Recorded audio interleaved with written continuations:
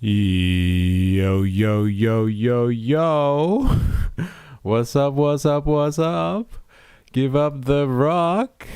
And hello to my fellow revolutionaries. Welcome back. You know who you are.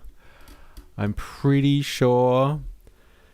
Actually, I have no idea. To be honest, this is a complete fucking gamble. I'm not going to lie to you. I believe I have isolated the issue from my end, and we will be able to stream for the next couple of hours, but only time will tell. So if you are watching this and you would like to provide some technical assistance when I play a video, you are going to tell me that sound is like putting the needle on the record. There it is. If you are going to game on, second half commences. Yeah. Let's see how the second half goes. Welcome back, Heidi. Welcome back, Dilemmas. If I don't know, just tell me if you can fucking hear this. All right, let me see if I can. Let's get Freya back up on the screen. I know Heidi the sausage has been on the edge of her seat waiting to hear from Freya. So let's just quickly do this. Where do we even get to? Where do we start with you, Freya? Let's have a look here. Back on Rhodesia hurt even more because Rhodesians' loyalty to Britain wasn't just theoretical. Many put their lives on the line to defend the empire. In the First World War... All right, can you hear that? Can you hear that? Can you see that? Like, I would like to know more. So if you are watching this and you have tuned back in to the world of the living, yep, it's working. All right, I guess we're just going to have to monitor this bad boy for all it's worth. All right, so if you are here and you weren't here earlier today, we are doing affirmative, sir. Thank you. We are doing Far Right Fridays, or what's left of it from my end. I do apologize. But we were looking at the fall of Rhodesia, a territory that has been lost to history. And it would seem that this type of rhetoric is, or this type of kind of nostalgia, let's call it, this type of, pining for long lost empires and bastions of Western culture. And when I say West, I don't just mean that W word, I mean the other W word too, right? The type of culture I'm talking about. Yeah, pining for the Western culture that has been kind of lost to history. And Rhodesia seems to be picked up by all these budding right-wing historians and conservatives as to like, hey, we don't want to be the next Rhodesia, do we? Hey, you better stop the flow of migration into Europe, into America, into Australia, just in case we fall prey like Rhodesia. Simple place, just wanted to bring civilization to a foreign land by extending themselves onto said foreign land. But great example of something like the Great Replacement Theory. So, the man is back. You better believe it, Hobo Joe. And it's just in time to catch the last of Far Right Fridays. Heidi sausage, revisionist white glazing. I never thought I'd ever read that sentence, but I have now. Revisionist white glazing. Lovely. Testing. Did that stuff. I sent help. I looked at it, and that is actually in relation to like crash outs on OBS because you can't handle what you're doing. I think there's something going on with plugins that I have used. Like in the past, I tried to restream my restream, and like I was trying to do fancy stuff from OBS, and like I since don't use those plugins anymore. I think old plugins were interfering with the operation of OBS, so I've had to just like go through my entire machine and like clear out all these like rogue files in the background, and like I hope I've gotten them all, reinstall everything like you suggested, update my operating system and see if maybe there's a clash between OBS and the operating system, etc. All the fun stuff that I don't know anything about. And like one day I'll have an IT guy and I'll be like, hey, do your stuff. But like, I'm the IT guy. It was just me and ChatGPT for the last like 3 hours, duking it out. It's been wonderful. Anyway, back to Rhodesia. Like, people look at it and it's just like, oh, Western society, this could be us. We could be the next Rome. Now it's like, hey, this has happened in recent history. Watch out. What do we call it? Revisionist white glazing. Not too bad at the side. I'm not bad at the IT side of things. Oh, good. Well, if you're looking for a new job, let me know. You went into retrograde. Uh-oh. Is that like a tech thing that I should be worried about? I wonder if this is still working. Let's have a look. Yeah, it's still moving. All right. Yes. Let us continue with our Rhodesian experience here. Thanks to Freya.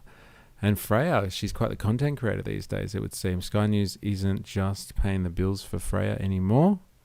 She's moving into the world of social media to take advantage of the modern age. So let us hear from her. And hopefully getting commentary on the side from you lovely folk, especially you, Dilemmas. You seem to be our in-house expert on Rhodesia and Rhodesian culture. So, yeah. Let us pick up where we left off. Rhodesia sent a higher proportion of its white population to serve than any other colony. Thousands of white Rhodesians served alongside black soldiers in the Rhodesia Native Regiment. In the Second World War, Rhodesia again mobilized at one of the highest rates in the empire. So many wanted to serve that the government had to introduce conscription to keep men in the country in strategically important jobs like mining. Isn't it crazy how excited she gets about like when people do conscription and stuff like that? It's just like, oh, so many people wanted to throw themselves, at the front lines. Isn't that an example of an amazing culture? Haven't we lost something here in the West? So many people want to throw themselves as cannon fodder. Isn't it just such an ideal society? They even had to bring conscription in to tell them all to calm down a little bit. Eh? We've come so far. Can we go back? Ian Smith, who would go on to declare Rhodesia's independence from Britain and lead the country through the Bush War against the Afro-communist insurgents, also fought in the Second World War. His plane was shot down over Italy, but he survived, joined the Italian resistance, escaped back to Allied territory, and then returned to combat. This is why the betrayal to come was so painful. Rhodesians believed they had served Britain faithfully. They had built a functioning British society in Africa. Enthusiastically psycho. It's a very fun thing, interesting thing to idealize, isn't it? All these men just wanted to throw themselves into a conflict. They had fought Britain's wars, and then Britain turned on them. After the Second World War, the old European empires were exhausted. Britain was weak. The United States and the Soviet Union were now the great global powers. Anti-colonial nationalism was sweeping across Africa and Asia. In 1960, the British... So he was a huge betrayal guy? I don't know. Yeah, what's the point of that? It's interesting. Prime Minister Harold Macmillan gave a famous speech where he said that the wind of change was sweeping Africa. African nationalism was now a political fact that Britain could no longer resist. In 1960, it was called the Year of Africa. 17 countries gained independence, dismantling hundreds of years of European rule. Many Western commentators tried to draw parallels between Rhodesia and the United States or South Africa, where racial discrimination was entrenched in law. But Rhodesia was different. Rhodesia did not have the same apartheid that South Africa had. South African apartheid was a comprehensive legal doctrine of racial separation. Right. This is where we were before. She thought that was a win for them, maybe. Yeah, I know, right? Just in time to lull me to sleep. Hey, I ain't be doing no lulling. It'll be fucking Freya over here. I hope you're ready and she doesn't grind on your ears. All right, this is where we were up to, where she was telling us that, like, hey, South Africa might have had institutionalized apartheid, But no, Rhodesia wasn't like that. It had implied or implicit apartheid. And it was based on the good old bourgeois property system. So if you had assets and the right education, like you went to the right private school, and rubbed shoulders with the right private school boys, they had to be Aryan looking potentially, then you were able to be in Rhodesian society, if you catch my drift. Is she going to say what I think she's going to say? We're about to find out. Captain Bucket in the house. Yo, yo, yo. What's up, what's up? How you going? Welcome to take 2 of today's stream, where most of the time we've spent in technical assistance land. After the Afrikaner National Party came to power in 1948, apartheid was built through all-encompassing laws that classified and separated people by race. Rhodesia's system was different. It did not have the same formal ideology of racial separation. Anyone could have the right to vote once they met certain education, income, and property qualifications. But the result was still white minority rule. In the 1965 election, there were roughly 95,000 white Rhodesians registered to vote. Rhodesia was a failed Australia, eh? Well, I think the point here is that Australia might end up in the same way as Rhodesia if we are not so lucky, eh? And it's all pins on migration. I think that's the insinuation here, like great replacement stuff. But like, I don't want to jump to that crazy conclusion until we get to the end. Vote, and only about 14,000 black Rhodesians, yet 90 minority rule. In the 1965 election, there were roughly 95,000 white Rhodesians registered to vote, and only about 14,000 black Rhodesians, yet 95% of the population was black and only 5% was white.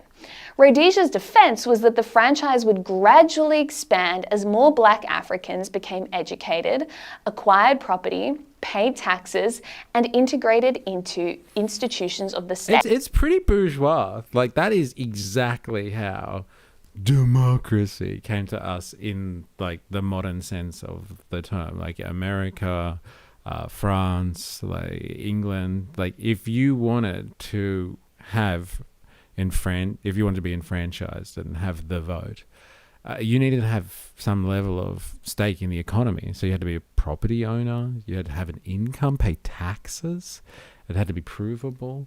That is exactly how politics is sorted out in the modern age. This is not exclusive to Rhodesia. Instead of the fact that they're doing this in the middle of the 20th century, and by that time a lot of places around the world had, pretty much universal enfranchisement. But like, whatever. Some people have to, start again from scratch, which I think is the case that she's making. Don't worry. This isn't apartheid. They're just sorting this out based on your wealth. And if your skin color is highly correlated to your wealth, then fucking so be it. It's not discrimination at all. And this was Ian Smith's doctrine. Evolution, not revolution. Ian Smith did not believe that stable self-government could be created simply by holding an election. Nothing for free, I guess. Not even the vote, that's for sure. Spandonk in the house, how you going? Welcome. I love how the writer always alarmist on the fall of the West. The West, can I just say? They don't even know what the West is. That's fucking hilarious, actually. Yeah, west of what? West of Russia? West in the Atlantic? Like, what are we talking about here? He believed democracy required foundations, and those wanting the privilege to participate carried the responsibility of upholding its institutions. It boiled down to a very British desire to uphold good standards. But I think the fact is in these countries to the north of us that while they started off with this wonderful thing of one man, one vote, they only had it once, because thereafter it became a one-party state, which in other words is virtually a dictatorship. Many of our African people have got enough sense to realize that that could happen here if we went too fast. In other words, if we changed what we believe should be an evolutionary system. It where Sun Wukong had to journey, question mark. I have no idea of that reference. Please explain if you feel so inclined. Volcano in Hawaii. Oh, sorry. West Asia equals Middle East. Depends on location. Volcano in Hawaii, west of the volcanoes. Rude. Into a revolution. To Smith, the post-war liberal establishment treated universal suffrage like a magic formula. Give everyone the Journey to the West. Ah, interesting. Okay. Oh, maybe that's what it is then. It's a China-centric view of the world. right to vote and liberal democracy will naturally follow. But he looked across post-colonial Africa and saw something very different. Once colonial powers withdrew, they Ian handed Smith, over... what a legend. Are you familiar with Ian Smith, or you're just happy with what you're hearing here? Mamupa, how you going? Hope you're well. Journey to the West is a Chinese novel published in the 16th century during the Ming Dynasty and attributed to Wu Cheng'en.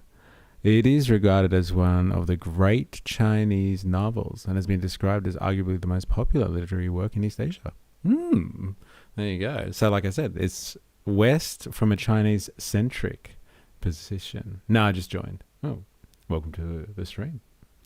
I swear they're using the West as a dog whistle for white civilization. Oh, 100%. 100%. That's what we were talking about before. Freya, like she gives a shit, is because it supports the whole great replacement theory kind of. Like, unless I'm reading that too cynically, Dilemmas, please correct me if I'm wrong, if you're still with us. But like, it's definitely the West is like, you know, Western civilization, eh? It's being replaced. Watch out for Rhodesia coming to get you. Lefties don't like Thatcher because she was conservative. I don't like her because she betrayed Rhodesia. Oh my God, so it is a thing. Mamupa, how do you know about Rhodesia so much? Like, I thought Rhodesia was just like a footnote in history, but it seems to be something that people rally behind and get upset about in 2026. Though I think the West, in Journey to the West, is India. It was to reunite the sutras. Right, okay. Yeah, Mamupa, how are you across the Rhodesia thing? This completely has blindsided me, to be honest. I thought you just had to be a student of modern history to know about Rhodesia, but apparently not. Rhodesia is an important lesson for us in the West. So this is a thing. This is a right-wing thing. Wow. Okay. Yeah, Kama Sutras potentially. Buddhism, Taoism, fascinating. All right. So when did you first get interested in Rhodesia? Has this been a lifelong pursuit or something that's like popped up in the zeitgeist more recently? Far Out Fridays. Interesting. I think that's fascinating. And that's why I'm glad we're doing this on a Far Out Friday. This is part of the canon now. The fall of Rhodesia. The thing about dog whistles is only dogs hear them. Oh! I knew about Rhodesia probably around 2015. Okay. So the Rhodesia discussion in the right-wing world, in conservative ideology, is an old conversation, or as you personally are quite the historian. Western civilization is supposed to be the lineage of the Roman Empire, yet the well of Western civilization has been poisoned ever since the Renaissance. Yoga Sutras? Yeah, interesting. Yeah, people trace it back to Greece, the height of Greek ancient Greek civilization as well. And Rhodesia counterinsurgency is very interesting. They punched above their weight. FJ did a stand-up on that, on what the Roman Empire. Yeah, he's always had a love for Caesar, that's for sure. All right. Nations to people who didn't build them and whose tribal systems were anathema to liberal democracy. The result was coups, one-party states, tribal conflict, corruption, economic collapse, and political violence. To him, the lesson was obvious. If majority rule was imposed before the foundations of constitutional government were secure, before the population could understand the system they were being asked to participate in, the result would not be freedom, it would be chaos. And this was the heart of Rhodesia's conflict with Britain. Britain said there could be no independence. It's incredible how she's analysing this like a political scientist. It's absolutely incredible. Like, I can scientifically back up what was going on here. This ain't no South Africa apartheid state. Let me just tell you that much. Yes, there was majority rule. Smith said there could be no stable majority rule without gradual preparation. I was just typing, did you say Renaissance with a French accent? You know I did, eh? Renaissance, eh? I love it. They love it. Of the population. He was not defending Rhodesia as a perfect society. Rhodesia certainly wasn't a liberal democracy. The franchise was limited. The vast majority of black Africans were excluded from voting. But that is a liberal democracy. I think we can conflate today thinking that liberal democracy actually means universal enfranchisement. That is an actually very, very new addition. And liberal democracy does not have anything to do with everyone getting the vote. It's got nothing to do with that. It's got to do with the right people getting the vote. Because like even in our systems today, we say it's universal enfranchisement, but like think about it, it's only the citizens who get the vote. And so like people that have been living in the country don't actually have access to the democratic system, even though they pay taxes and they might work and contribute. So Lemas, my interest in Rhodesia grew from interest in the tactics, weapons and kit from the Bush Wars. Right. Well, she was glorifying massively the ability of ye old Rhodesian soldier. She looked like she was getting very excited watching that footage. Mamupa, Rhodesia and South Africa is important to people on the right, but I'm not as much of a fan on how South Africa treated people. Rhodesia lifted people up. I think that is very much the case that she's making right now. Like, it was a fucking experiment and they were working towards further civilization. Captain Buchan, Western civilization was always supposed to be what the Byzantine Empire was. Ask Eastern Roman Empire. But when Venice funded the collapse, they changed the history in favor of the banks, and the rest is history. Dilemma's my South African Patton 83 battle vest gets used the most at skirmishes. Well, though, put design. Well thought out design, maybe. But I think the black people have a different idea of what lifted up is to the whites' idea of lifting, of what lifting them up is. It's been like, damn, I like my Roman and Byzantine history, but there are a lot of inferences to unpack there. Someone's unleashing the Spandonk. Watch out. Most Rhodesians in the military were black. But that reality cannot be ignored. But Smith's argument was that the system was not meant to be permanent. It was meant to evolve. Rhodesia was moving towards broader political participation at a pace that would preserve order, prosperity, and constitutional government. The alternative was to hand power immediately over to revolutionary movements that did not have the habits or intentions of liberal democracy. And that was the choice as he saw it: gradual constitutional development or revolutionary collapse. On November 11, 1965, after failed negotiations with Britain, Smith's government issued the Unilateral Declaration of Independence. To Britain, this was an illegal rebellion against the Crown. To Smith, it was a desperate attempt to preserve British civilization from a Britain that no longer believed in itself. And that is the paradox of Rhodesia. It declared independence from Britain in the name of Britishness. It rebelled against the crown while claiming to defend civilization that the crown once represented. After Do Rhodesia... you reckon that is a form of revisionism? Like, do you reckon that's how the British remember this story? Like, if you speak to British historians about this, they're just like, oh, yeah.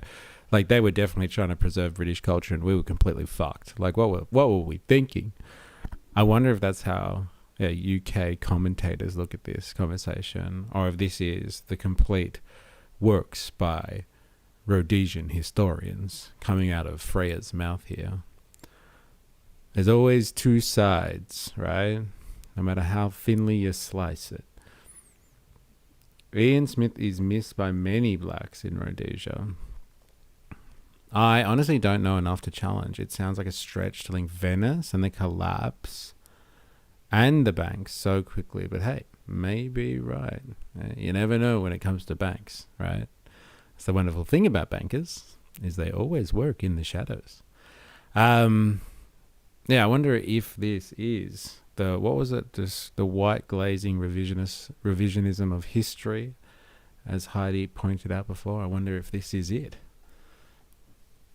I wonder if the British feel this way. Unilateral declaration of independence, Britain and the international community turned against it. Immediately after, the UK announced that it would have no dealings with the Smith regime.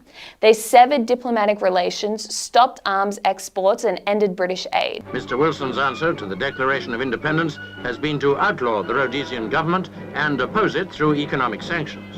By a series of orders signed today, Rhodesia loses the privileges that she's enjoyed as a member of the Commonwealth in the Sterling area.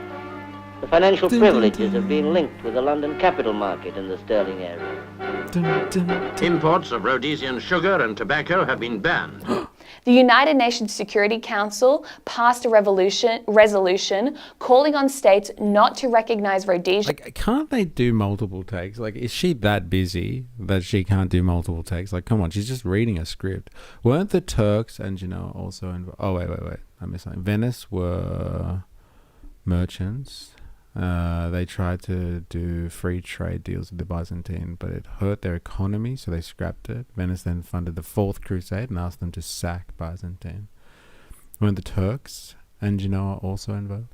Rhodesia, just another victim of sanctions? That's what I was thinking when I heard that. Yeah, so like when Britain got offended, like the what's the tool in the 20th century, the late 20th century, and now it's like, well, economic sanctions are you. No more tobacco, no more sugar. That's just are you seeing everything line up now? Like, what was it? We were listening to Professor Zhang the other day, which I know everybody loves him. And he was like, World War III is going to be different. World War III is not going to be fought in the trenches or in the air. It's going to be fought through economic strangulation, and sanctions are part of World War III tactics. And World War III started back in 1965 with Rhodesia, like Cuba or Venezuela. Yes. It's punishment, abuse of power, or it's the use of power. Abuse makes it sound like they have some type of moral obligation. I would say not. Or give it assistance. Ian Smith's government was condemned as an illegal, racist minority regime. Rhodesia became isolated diplomatically and economically. Ego wars. I'm still the boss of you.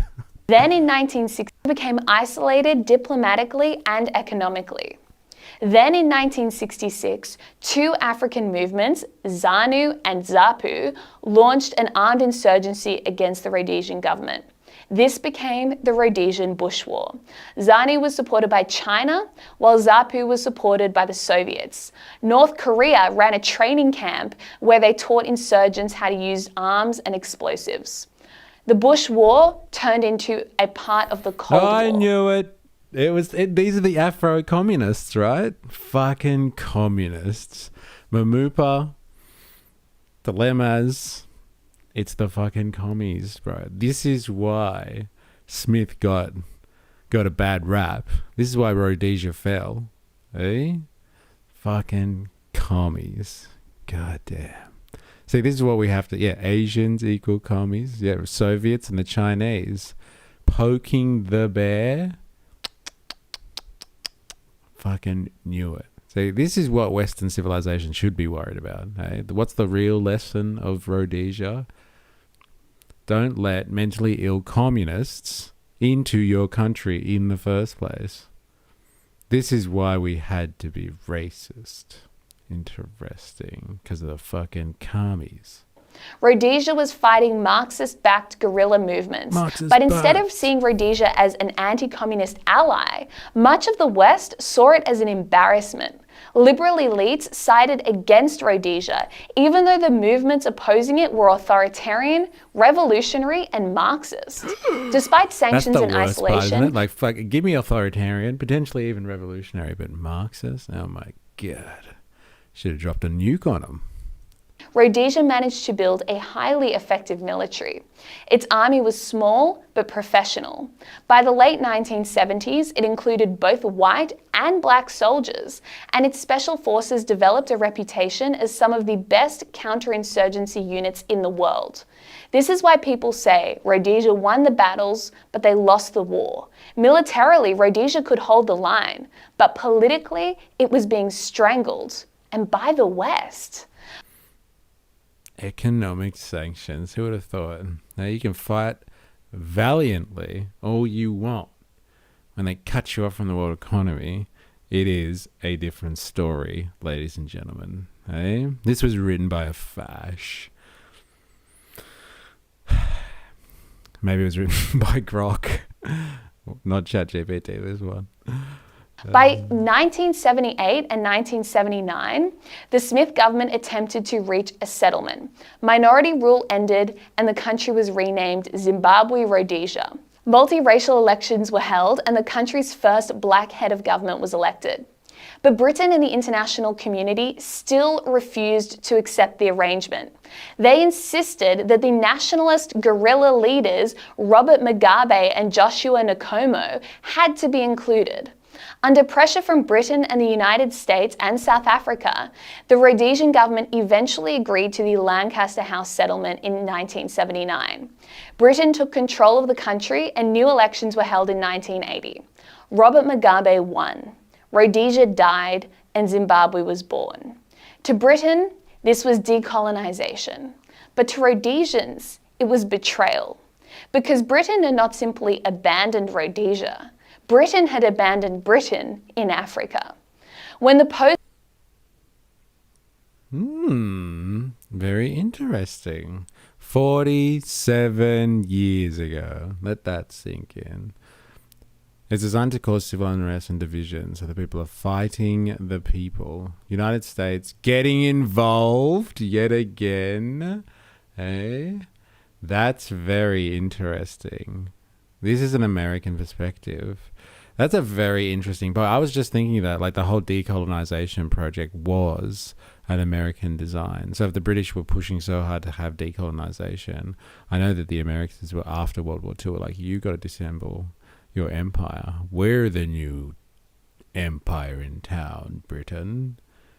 Maybe Britain should have kept out of the elections. Very interesting. Britain had abandoned Britain in Africa. So, like, when we got federation in 1901 in Australia, does that mean Britain abandoned Australia? Or would it be revisionist to say it like that, considering they didn't support Rhodesian independence in the first place? I guess it's all subjective, really. post-war moral fashion of decolonization swept through London, Rhodesia discovered that their mother country no longer saw them as family, saw them as a problem, a remnant of an empire that Britain was now ashamed of. Rhodesia had carried British civilization into the frontier, but when Britain lost confidence in... Probably means they shouldn't pick our PM candidates. Yes, I see. that civilization, it condemned Rhodesia for preserving the very inheritance Britain had given it. Now, whether you agree with Ian Smith or not, it's hard to argue that Zimbabweans of any colour were better off under Mugabe. At independence, Zimbabwe had enormous advantages. It had strong agricultural production, functioning infrastructure, competent government, and goodwill from Britain and the entire world. It had every chance to succeed. Instead, as Ian Smith predicted, Mugabe consolidated power and built a corrupt, tribal, one-party state. In the 1980s came the Gukurahundi, the systematic massacre of Nabili civilians by a unit of the Zimbabwean army trained by North Korea. 20,000 people were massacred. It was a genocide. The violence was rooted in the rivalry between Mugabe... It's interesting where she puts figures on genocide and likes to call it out. I wonder how she feels about her friends over in Is Not Rail, especially when they've admitted to killing 70,000 people in the Gaza Strip. Who knows how big that fucking number really is. Yeah, this is where they threw the baby out with the bathwater, swapped the authoritarian overlord for another. Is ZANU and Joshua Nkomo's ZAPU, whose support base was largely ethnic Nabili. 20,000 people were killed, civilians were targeted, villages were terrorized, and re-education camps were established. This was not the liberal democracy that Rhodesians were promised. It was revolutionary consolidation. Then came the destruction of property rights. The Mugabe regime had initially proposed to purchase land from white farmers and redistribute it to black farmers. Western governments enabled this folly. 48 countries and international organizations endorsed the land program, saying it was essential for poverty reduction, political stability, and economic growth. In the early 2000s, Mugabe's government began to fast-track the land reform through violent seizures of white-owned farms. Commercial agriculture was shattered. Productive farms were taken over, often by Mugabe's henchmen rather than ordinary Zimbabweans, and the results were devastating. Agricultural production collapsed. Exports of tobacco, one of the country's biggest exports, collapsed. Zimbabwe entered one of the worst episodes of hyperinflation in history. In 2008, inflation peaked at an unimaginable 89.7 sextillion%. GDP per capita, a proxy measure for living standards, more than halved. Around 50% of the population now lives on less than $3 a day. The white population fled, and it fell by around 90%. Black Zimbabweans suffered too. Millions were driven into poverty. Many left for South Africa, Britain, Australia, and elsewhere. Life expectancy plummeted by 15 years between 1980 and 2000. It's become one of the most corrupt countries in the world, losing $1 billion a year to corruption. And Mugabe's wife earned herself the nickname of Gucci Grace and the first shopper of Zimbabwe. While the people suffered, the ruling black elite became billionaires. This is why, in light of subsequent events, it's hard not to have sympathy for Smith's warnings and the plight of Rhodesians. Whatever you think of colonial... How did they become billionaires? Eh? I'm sure the world stayed out of it and didn't extract them for resources and do deals with a small ruling class, like was happening everywhere in the maldeveloped world at this point. If only the nationalism over foreign influence push wasn't so fascist, needed a little democracy, or dare I say, socialism. I don't know, man. Can you really say that? I guess it depends on what you mean by socialism. Seems like they had a bit of socialism going on in there with the North Koreans, the Soviets and the Chinese backing guerrilla movements. They had too much socialism, actually. Colonialism or minority rule, Zimbabwe under Mugabe has been a disaster for everyone except a tiny ruling elite and their cronies. At independence, Rhodesia had industry, infrastructure, functioning government, and productive agriculture. One generation later, Zimbabwe is now synonymous with land seizures, corruption, intimidation, hyperinflation, and collapse. The West was told Chat got quiet during the laundry list of the country sinking into poverty here. Yes. I'm still not sure what the lesson is here. It's just like, okay, foreign interference comes in and tells these people how to govern things, or like starts fucking up the country, and then the country implodes. Like, is the lesson foreign interference is a problem? Nostalgia Enterprises. Has Gucci become a contemporary symbol of excess and moral decay? It would seem like it. But hey, excess and moral decay and the extravagance and ostentatiousness of capitalism, they go hand in hand.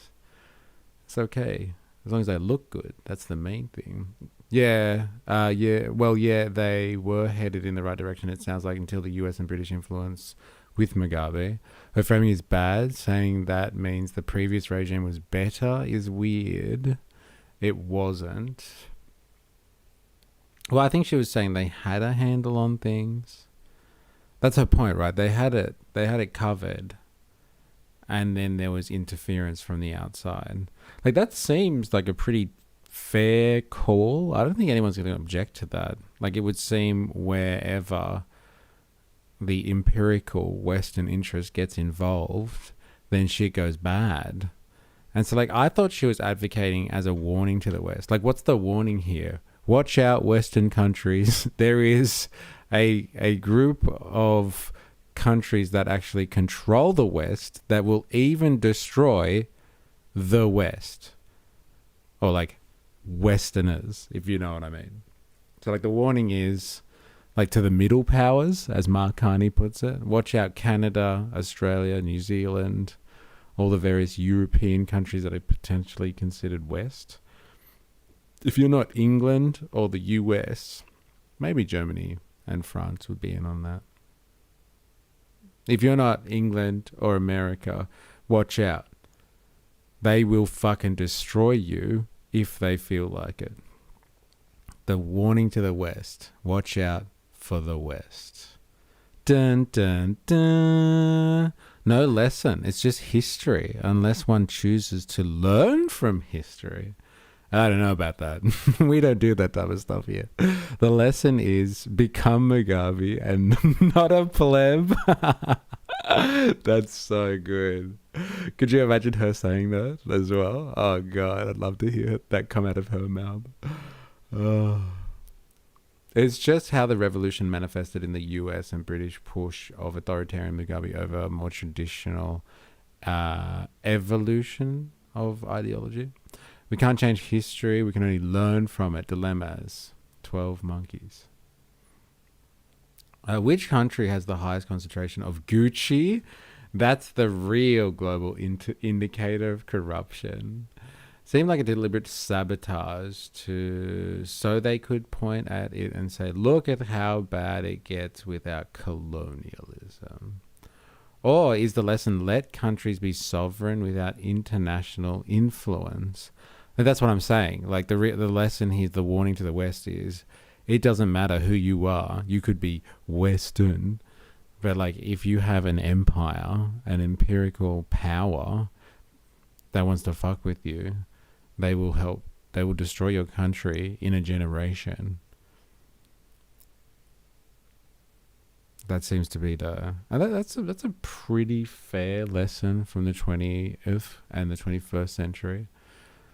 Like, America and the American deep state has been systematically going around the world, destabilizing governments and throwing people into absolute chaos. Like, look at South America. I'll tell you why South America is maldeveloped. It's because of the Monroe Doctrine, that's for sure. Very. I wonder what her intention of the takeaway here is. We're almost there. She'll give us the summary, I guess. Let's find out.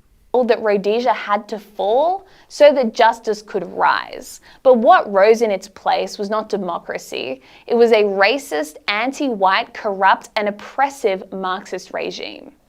Rhodesia is gone. The old Salisbury is gone. The Union Jacks have been torn down. The farms, the institutions of confidence, the British civilization, all of it now belongs to history.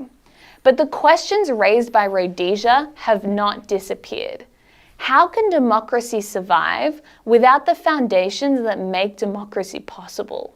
Can a civilization endure if it no longer believes in itself? Is the pursuit of liberalism an unqualified good? Ian Smith's Rhodesia may have represented an untenable past, but Zimbabwe today has an equally untenable future. Rhodesia, decolonization, and the collapse of a once functioning and prosperous society is what happens when the West embraces liberal idealism regardless of reality. And it's a warning for all of us. It's liberalism that's the fucking problem. Wow, I didn't see that. I know she said that at the start, but like, see, this is the problem, eh?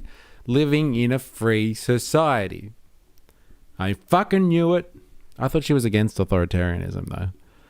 I'm getting so many contradictions coming out of her storyline here. It's like, basically, just stop it with the liberal idealism.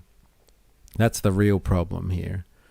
When people want to make free societies where everybody gets to vote and be politically active. That's outrageous. Who would have thought? I'm really struggling to follow her line of thinking here, though. Can someone summarize it for me, please? Because like that seems just a little bit contradictory. Like, I thought Western civilization, as she has been describing it, is one based on this democracy. She's like, but democracy doesn't just come out of the ground. It has to be based on a strong foundation and cultural institutions. But again, that's just idealism. I'm calling it, and this is why we just shouldn't have ended occupation. Right, I guess. Is that it, is it? Did you know South Africa had nuclear weapons? Is there the emphasis on the had there, Mamupa? Just asking. Because that's very interesting. Where do they go? I put money on that's not the lesson she's about to deliver, lol, yeah. The nuclear South African story is interesting, though. Govan's in the house. There you go. Let's find out. Well, did anyone call it? Idealism did this. I knew it. Well, it's funny because she had described the idealism that took over. And she's like, dangerous political idealism is the problem.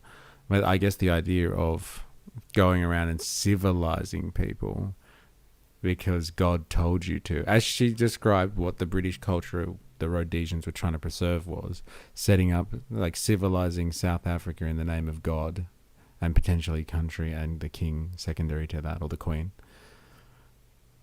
But I guess she picks and chooses which political idealism is acceptable or not. They got rid of them before terrorist Mandela took power. Ooh, savage. Okay, fine. What do they do? Sell them on the used nuke market? I wonder who bought them up. Equality benefits nobody. The alternative is just accepting the occupation, even if it's not done well. Well, I think the case she's making is the occupation was doing just fine, actually, without Britain too. Fuck you, Britain. I wonder if she's a Republican then, seeing as she is so scathing of Britain and they're abandoning their British culture around the world. Then she must be a staunch Republican in the Australian sense. We've got to get rid of our ties to Britain, just in case we end up like Rhodesia. South Africa. Theory is Israel took them or destroyed them. Yes, that's what Israel does, I guess, isn't it? Waste management for other people's nuclear warheads.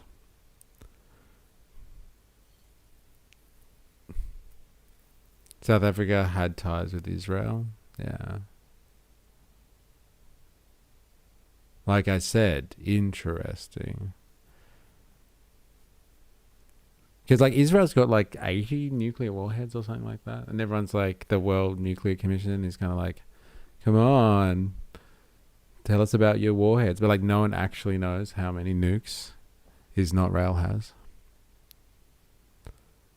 Free Nelson Mandela. Didn't everyone watch Cry Freedom with Denzel? No. I have not seen that. Yeah. Isn't it interesting though? Yeah, that Israel can get away with like not having to disclose to the world its nuclear capacity. And like they use it at the same time they're like, we need to go into Iran because they have nukes and they're dangerous. It's another one of those lovely contradictions that you just can't explain. We're all Rhodesians now. Like, this is the thing. It's not just about history. The Rhodesian story now is going down as some type of, signposting to the Western civilization. But, like, I don't think this is a great story for, like, promotion of the preservation of Western civilization. This just shows you how cannibalistic the West is. Like, you had Rhodesia, according to Freya, which is a veritable paradise in the southern part of Africa. And then at the behest of the evil empire, also Western civilization, they destroyed their own child for the sake of it, for liberal idealism. This doesn't bode well for like the idea of preserving Western culture. It makes it sound like it's time to get, to rethink Western culture altogether if it's capable of doing this to itself. All right, let's have a little moment so I can get cultured here, because I don't watch enough movies. Is this one that I should watch? Heidi the Sausage? Well, if you need another Far Out Friday video, Daily Insight just dropped a new one. I don't know, man. I watched Daily Insight yesterday as well. I don't know if I can keep watching that. It's pretty intense. I need to space myself out a little bit. All right. Why do you call yourselves white? Let's have a look. I quote, "I believe that South Africa is a country in which black and white shall live together." Those are your words. What does it mean? It means that I, and those gentlemen in the dock, believe that South Africa is a plural society with contributions to be made by all segments of the community. Are you familiar with the language in some of these documents the accused have discussed with black groups? Yes, since some of those documents were drawn up by me. The one noting with concern and disgust the naked terrorism of the government? That is correct. You say naked terrorism. Do you honestly think that is a valid statement? Well, I think it is a far more valid statement than the charges against these men here. Really? Yes, really. I am not talking about words. I am talking about the violence in which people are baton charged by police, beaten up. I'm talking about police firing on unarmed people. I'm talking about the indirect violence you get through starvation in the townships. I'm talking about the hopelessness, the desolation of the transit camps. Now, I think that, all put together, that constitutes more terrorism than the words these men have spoken here, but they stand charged. And white society is not charged. When you and others in black consciousness speak, you say, "Our true leaders have been banned and imprisoned on Robben Island." Who are you referring to specifically? Specifically, we refer to people like Mandela, Sobukwe, people like Govan Mbeki. And is it not true that the common factor with these people is that they have advocated violence against the South African government? The common factor with these people is that they have selflessly pushed forward the struggle of the black man.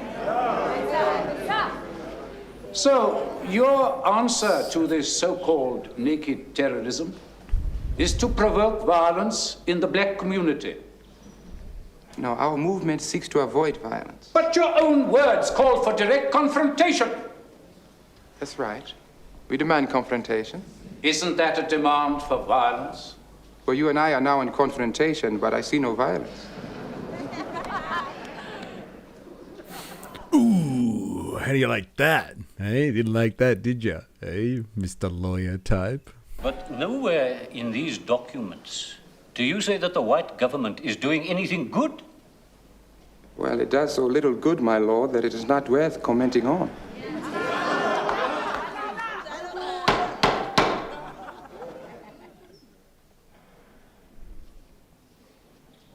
But Freedom fighter is an oxymoron. If you want freedom, use peace. Interesting. Let me put it to you then. Do you reckon people that are in concentration camps are able to use peace to access their freedom? Historically speaking. I know you are a peace advocate or an anti-violence kind of person.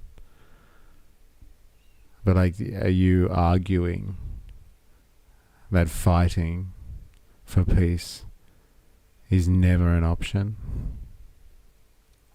Hey, America was created by armed struggle.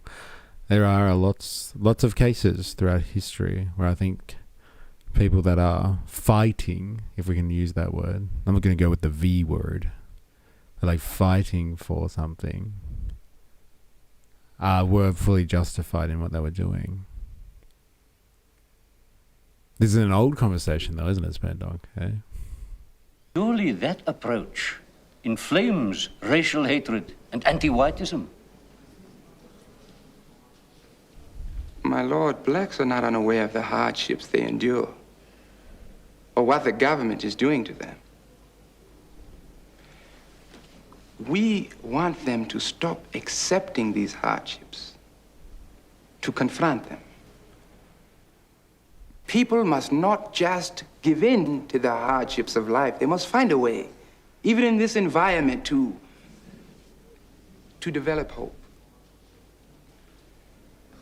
Hope for themselves, hope for this country. Now, I think that is what black consciousness is all about. Now, without any reference to the white man, to try and build up.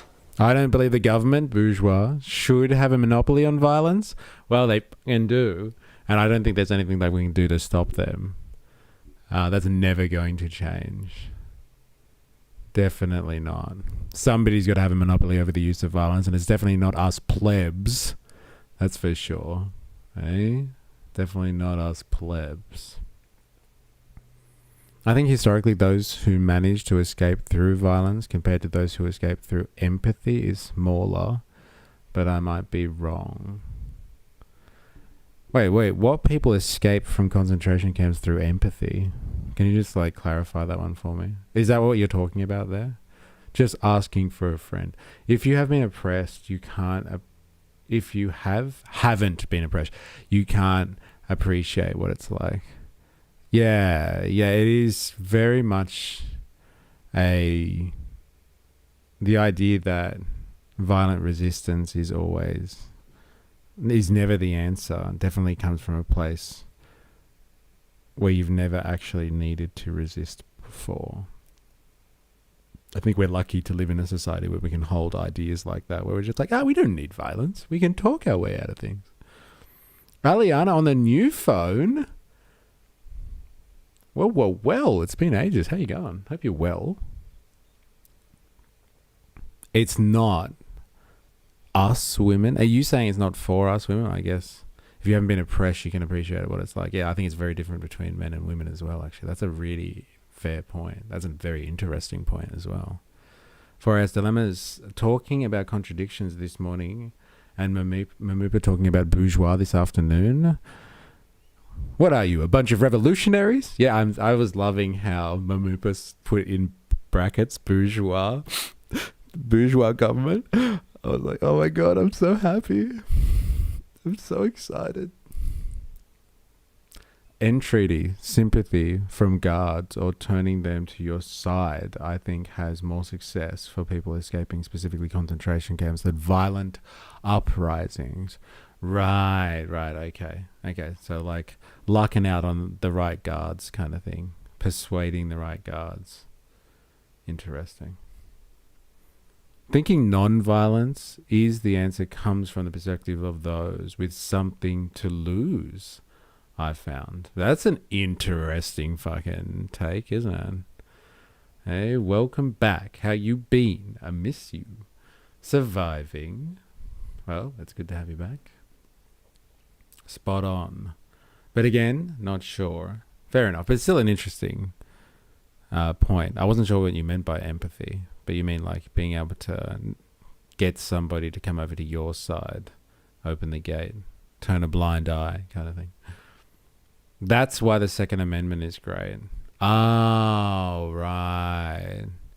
Because they have monopoly over the use of violence. But the Second Amendment wasn't meant for that purpose. It was actually meant for protecting the state. Like when the state runs out of its ability to help fight, use its monopoly over the use of violence, then, hey, you come and help us too, and we'll fight off the British. We are not a threat. Saint Chi in the house.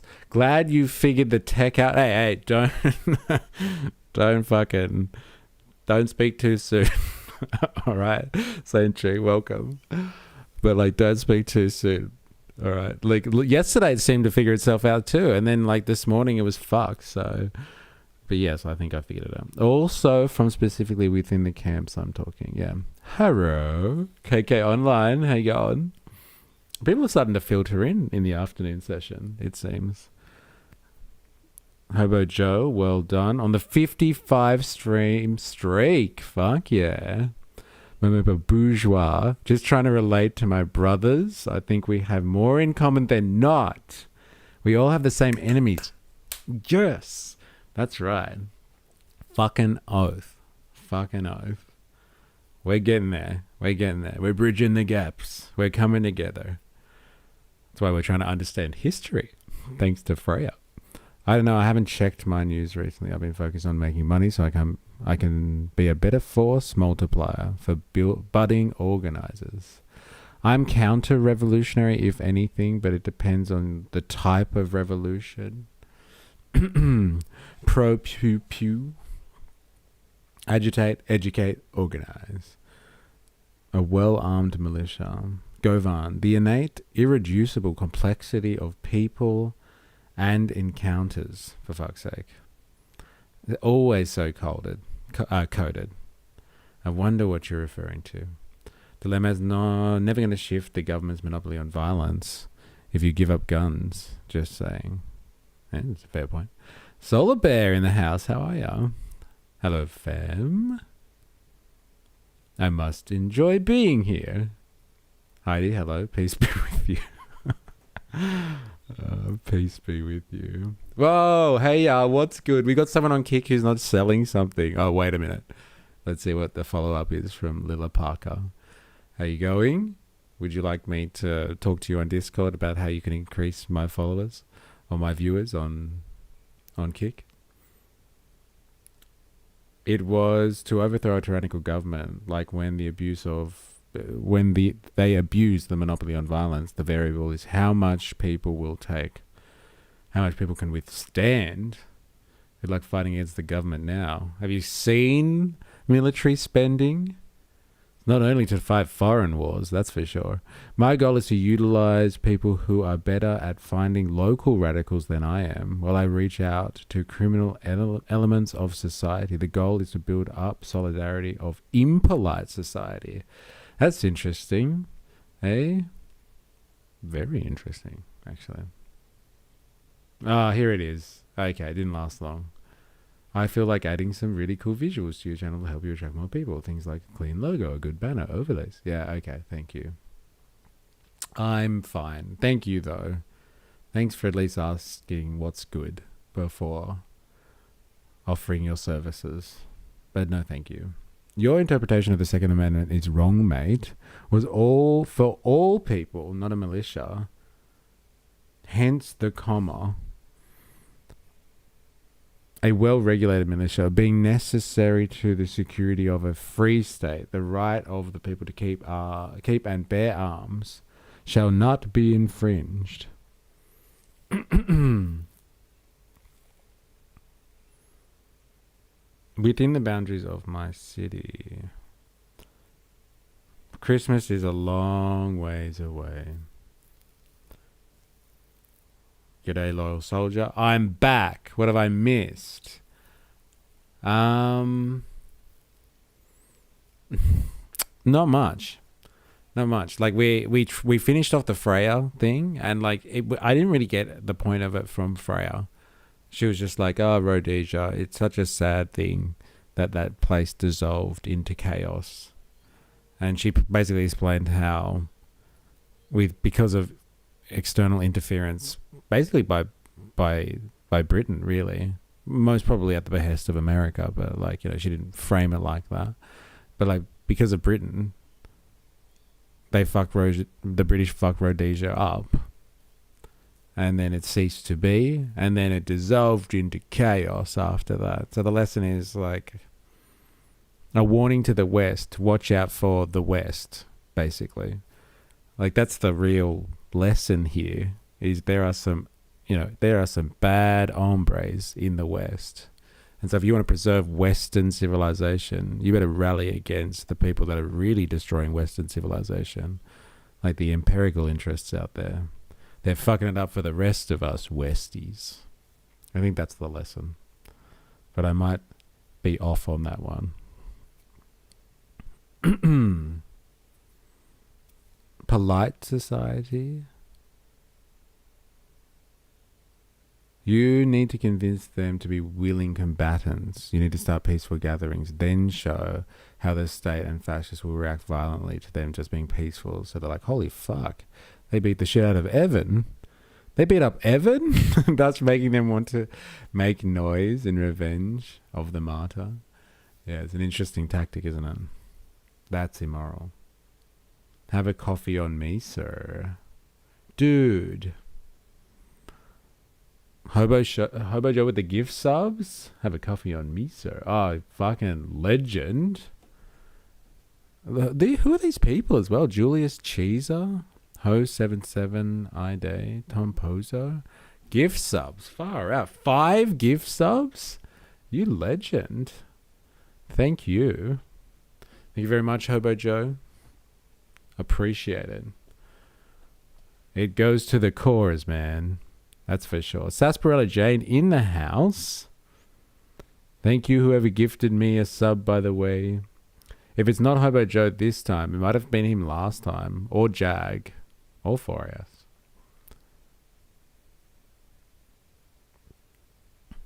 Fuck yeah. Thank you very much. Everyone on the Twitch files. Hey, the Twitch files are going off right now. God damn. Julius Cheeser. LOL. Yeah, that's a pretty good one, isn't it?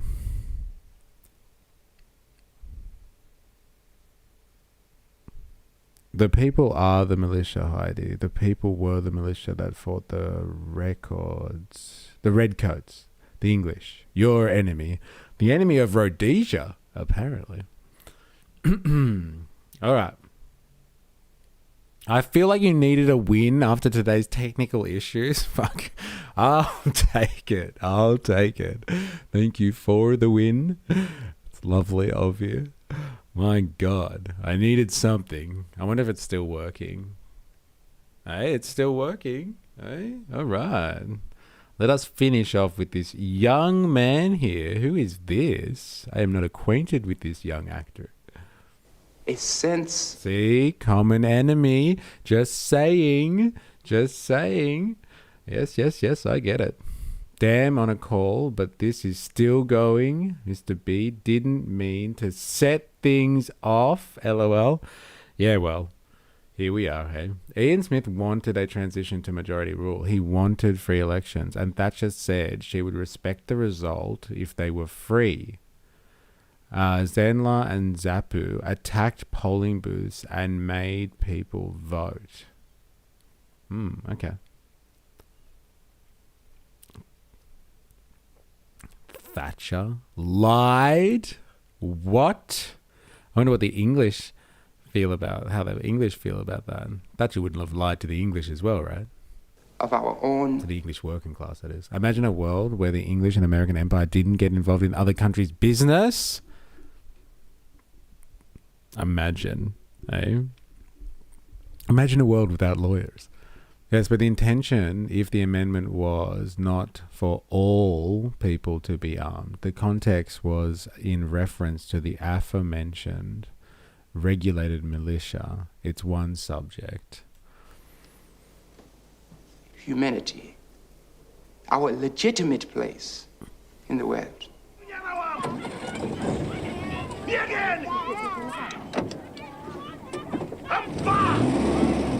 But why do you use a phrase like black is beautiful? Because black is commonly associated with negatives. The black market, the black sheep of the family, anything which is supposed to be bad. Then why do you use the word? Why call yourselves black? I mean, you people are more brown than black. Why do you call yourselves white? You people are more pink than white. Oh. Precisely. That was pretty funny. Hey? And then watch out for the caramel types. Hey? Gotta watch out for them caramels. Caramel bananas. That's what Thomas Sowell would say. Such a good comeback. Yeah. It was funny. That's for sure. Fuck, imagine if that guy, a young Denzel over there, saw a picture of fucking the beetroot, Barnaby Joyce. He'd fucking have a heart attack. My God. All right, that was interesting. Thank you very much for sharing.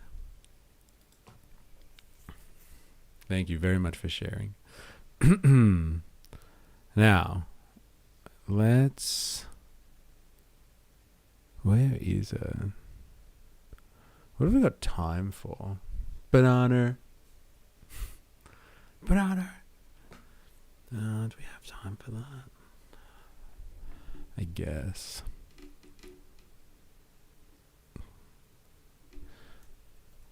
We're going to jump to something that I just love. So this is for me. It's not for everyone else. I'm not sure how people feel about this because I made everyone sit through so many fucking episodes of it. But like this one's for me because there's new episodes out. I think this came out last week when we were doing Far Right Fridays. And it comes out every couple of weeks now. So this one's about Get Up. Get Up used to be a hugely popular organization like 10 years ago. They used to do heaps of stuff. And then Get Up just kind of disappeared. I thought Get Up disappeared like completely as an organization. But they must still exist. Anyway, Pauline Hanson, your friend and mine, from Pauline Hanson's Please Explain, the dynamic duo from Flatmate Studios or whatever it is, have come up with another episode of Please Explain, and we're going to watch it, and you're all going to enjoy it too, all right? Because it's fucking hilarious. If America and Britain didn't get involved, eat shit. Oh, I forgot that you were in the chat, Saint-Chi. And here we are bashing American and British Empire. Apologies. Yeah, it came out last week. I did put in the stream chat after last Friday's stream. Yeah. Have you all seen the Super Progressive movie yet? I still haven't watched that. I'm going to have to watch that. Get myself across it. Seems like everything's still working too, which is nice. Haven't had any fuck ups yet. So far, so good. All right, let's have a look at this. How many views has it had? 120,000 views. Hey, I hope I get views like Pauline Hanson one day. A man can dream. A man can dream. Let's do it. Shut up, everyone! You're about to announce my landslide victory. Wowee! And Pauline Hanson has won 100% of the vote! What? That can't be right!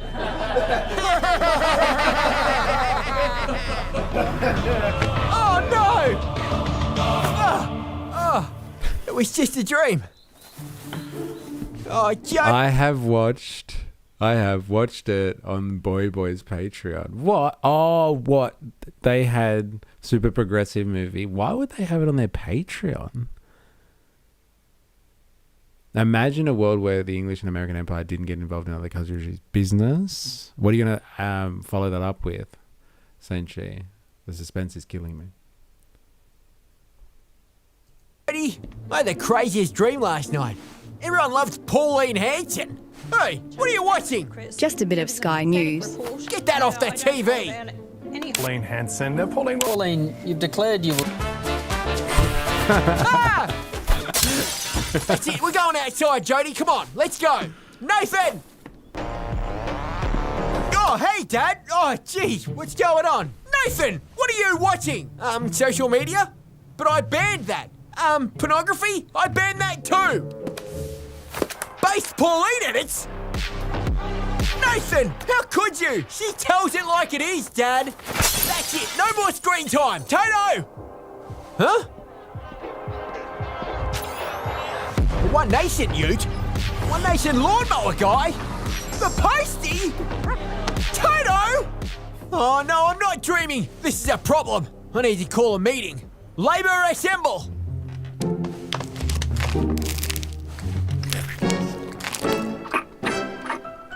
Alright, stop mucking around. This is an emergency. We've got a crisis. What is that a reference to something? Is it like they spend a lot of money or taxpayer money on food or something?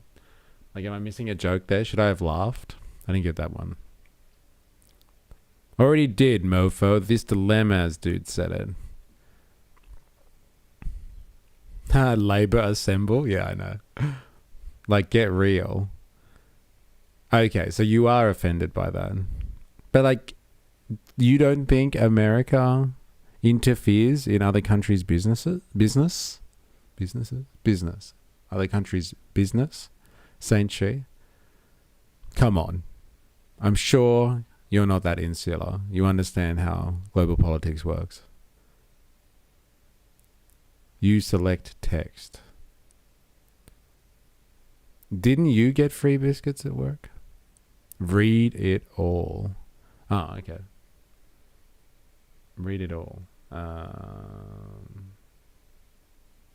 Imagine a world where the English and the American Empire didn't get involved in other countries' business. Yes, I read it. Well, involved specifically in the context of insisting Mugabe was a candidate. And among other things too, I'm sure. Not just any involvement, unless I read it wrong. It's on ahead. Oh no, it's inflation. Right, stop mucking around. This is an emergency. We've got a crisis on ahead. Oh no, it's inflation, isn't it? The $1 trillion debt, our addiction to spending, the bloated bureaucracy, our complete incompetence. No, it's because we all love taking the taxpayer for a ride. Isn't that right, Annika? She's not here, she's gone skiing. But no, the destruction of the Australian economy is the least of our concerns. I know what it is. China's got us by the balls. And we're completely defenseless. Our military's an absolute embarrassment. It's because I'm a peanut, isn't it? I knew it. It's my obsession with Nut Zero. That's the problem. It's Nut Zero. That's why he's a peanut. They don't have anything on him, so they have to call him a peanut because of Nut Zero. Right. It's because I'm a peanut, isn't it? I knew it. It's my obsession with Nut Zero. That's the problem. No, Bowen, it's way worse than that. Well, looks like my ISIS brides have finally come home to roost. And their kids. They blow up so quickly, don't they? No, Tony Burker. It's Alice Springs. We're too scared to even talk about it because of racism. It's the housing crisis, isn't it? Everything I touch turns to bitter. Oh, can someone please get Charlotte Walker a new nappy, please? Our biggest problem is that 54% of people don't like me anymore. Wait, 54%? That's almost a majority. Yes, I know, Jim. But what's worse is that everyone's turning to Pauline Hanson. She's more popular. What? LOL, Tony Burker is top tier. Oh, you haven't heard that one before? Like, I reckon every one of the March for Australia protests I went, there was always the same guy. Same guy, I swear, with the Tony Burker sign. So good. Penny Wrong and Tony Burker. Also, Burnt Peanut is a massive streamer at the moment. It's just something they have seen in the zeitgeist. Okay, right. And the nut crazy analogy at the same time. So punny. than ever. Don't know, Jim, but what's worse is that everyone's turning to Pauline Hanson. She's more popular than ever. What are we gonna do? Why don't we shoot a bunch of patronising, over-the-top positive ads? We can't, you peanut! There's not a single metric that's improved because of us, and we've got nothing good to promote. Even a video listing everything we've done for Medicare wouldn't go for more than 30 seconds. Well, maybe we should stop ignoring her and start engaging with her ideas and policies in good faith. No, Penny, that's dumb. You're dumb. We're not getting into a robust debate or a contest of ideas with her. We have to do what we do best. Go low. We need Imagine if watching this was how you got your political view. High IQ for sure. Well, but we do watch it for entertainment purposes, right? Actually, I have learned about Australian politics from this greatly. Macadamias are native to Australia. Sir John was a peanut farmer. Anti-Pauline propaganda. Jim, cut me a check. I need taxpayer money. I'm sorry, Elbow, I can't. We've got nothing left. Oh, come on, Jim, just leave it blank then. Okay, yeah, that's responsible. Haha, yes. Time to find the most morally repugnant propagandists in the country. Right. Hi, welcome to Get Up. I'm looking to buy some propaganda about Pauline Hanson. Oh no, we don't do that. We're just a humble grassroots progressive organisation. We make gay and cringe ads like this, remember? Oh, come on, man, give me the good stuff. I got a blank check. Gay and cringe ads like this. Oh no, we're an independent not-for-profit. We could never accept money from the Labor Party. But what if I funneled it through a union? Zoink! Now you're talking. Follow me. Ha! So much for a grassroots not-for-profit.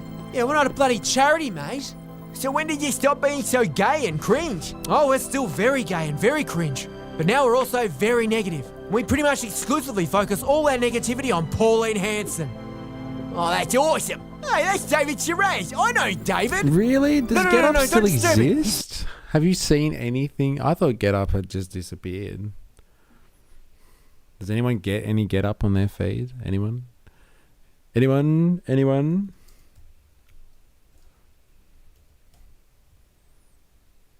I guess I'm going to have to be a little bit more... yeah, Get Up Australia. There we go. Is this the one?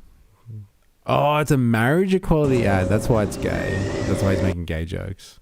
Get Up Australia. 24,000 subscribers. 16 million views. My God. I've been seeing a bit more recently.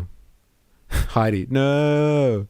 All right, is everyone ready to get gay and cringe according to... 5 months ago, I just watched this advert again in 2025. I broke down in tears. Interesting. I thought Get Up came out of the woodwork for the Farah election. Interesting. All right, let's watch this so I can understand the joke better. I don't remember this ad campaign at all. But this guy's on a ferry, get it? Hey, he's on a Sydney ferry. Wait, we weren't gay and cringe before? No, apparently not. Not enough. Not where it counts.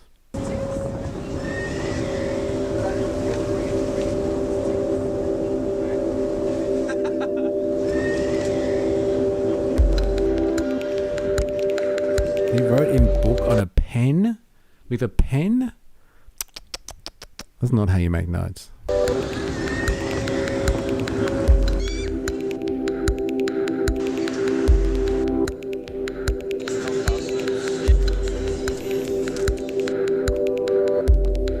Reading and it's gay. That's so good. I think that's comment of the day. Yeah, why is this guy even reading in the first place? Must be homosexual. Outside, gay. So good. Playing cricket. Gay. Shopping. Gay.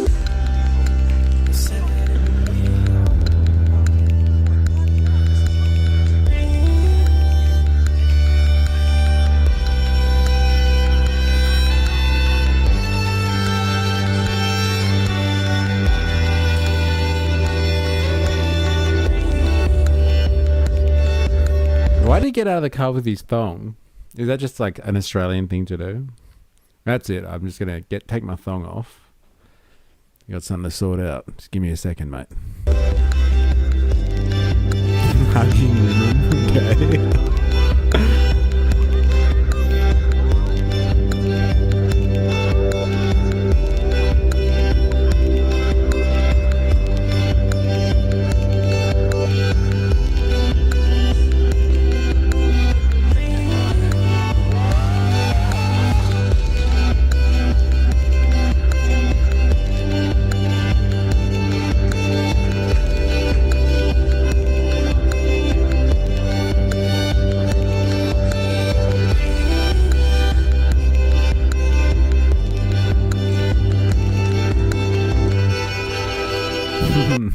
Is this a gay commercial? It is. I don't understand why. Oh, because they just referenced Get Up in the other cartoon that we're watching, and they were calling them gay and cringy. And like this obviously did really well. This Get Up commercial. This is like an ad advocating for gay marriage, which was like a massive debate. Well, like look at that, 14 years ago. Oh, boyfriend, right. I thought this was old news. Con, happy Friday. Well, like, it is. Very old, apparently. But, like, I'm trying to understand why they're making a joke about Get Up being gay and cringy.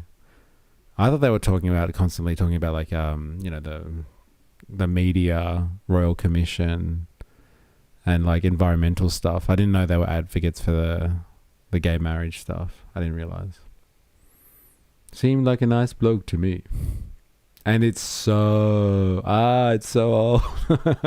I was confused for a sec. I didn't realize it was a 14-year-old vid. It is. Believe it. I can't even remember. What was life like 14 years ago?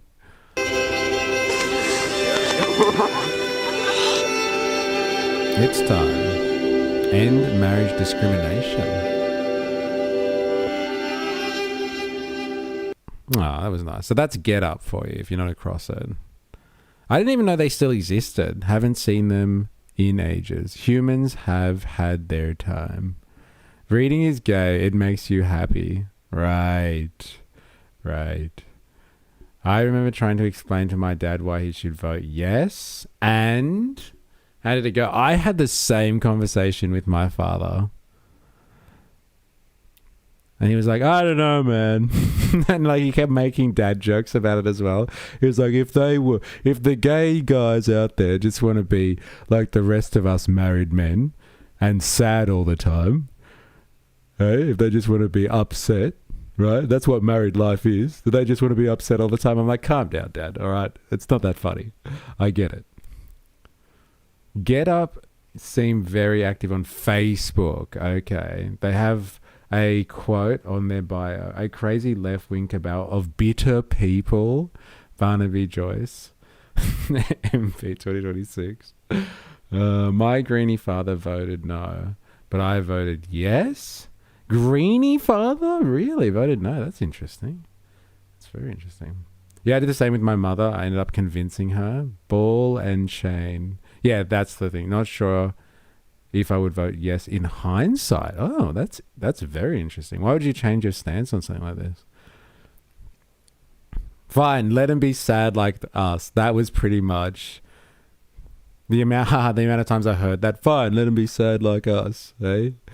And would be married men like the rest of us. Yes, that's the joke. That's the joke. Yeah, I heard that one a few times. My father was treasurer of Byron Greens. Please don't dox. Okay, but like, what a strange position to take for the ex-treasurer of a Greens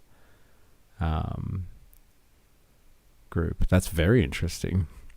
I remember one of the things that got him close to being accepting the idea was like when he grew up, my father, when he grew up in Singapore, people of his colour were not allowed into a certain establishment, the Raffles Hotel, because it was owned by the British and you had to be white to get into the Raffles Hotel.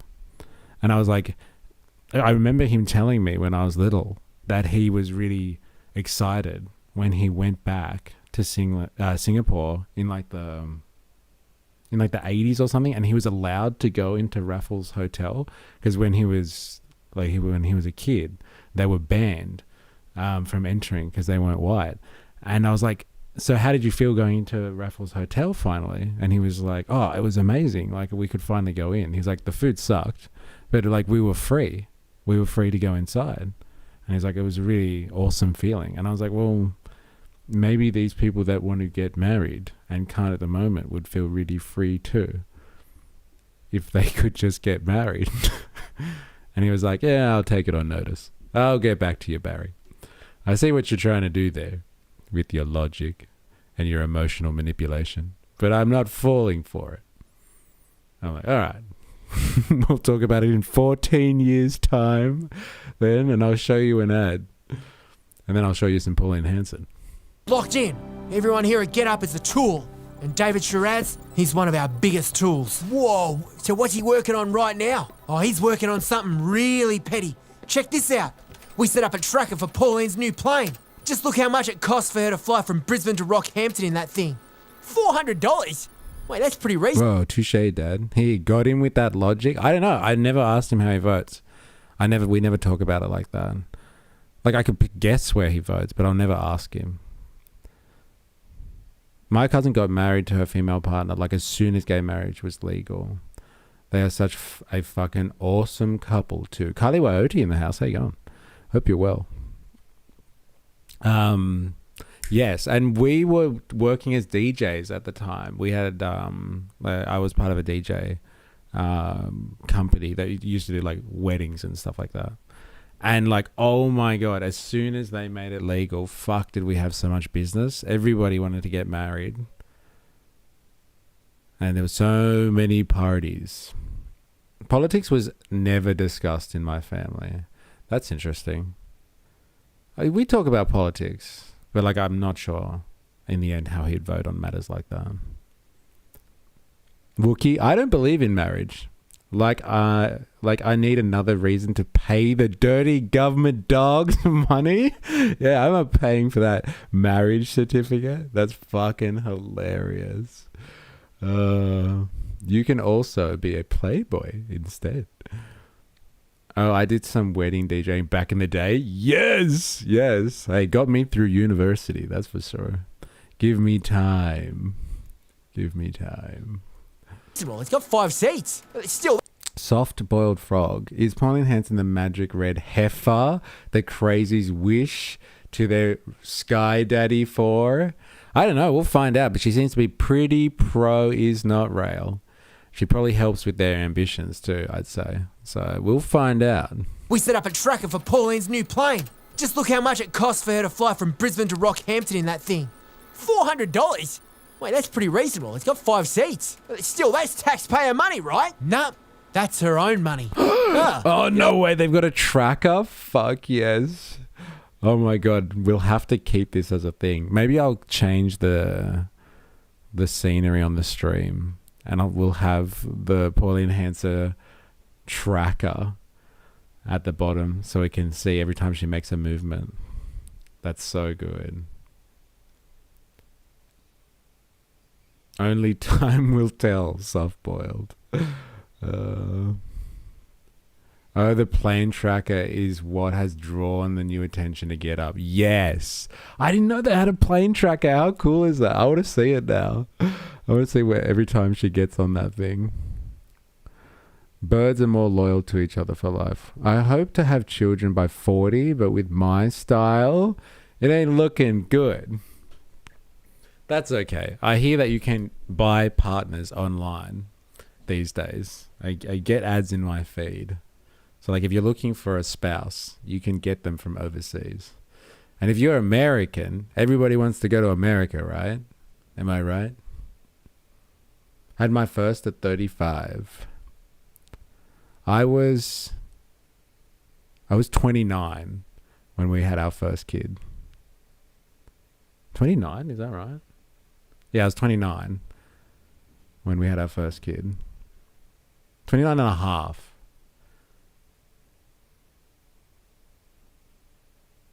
Is that right? Yeah, I was in my 20s. Just in my 20s. Oopsie, Pauline. Just Streisand affected Get Up's plane tracker. Hey, yeah, I know, right? Very interesting. Everyone's going to be talking about it now. I got to go on there.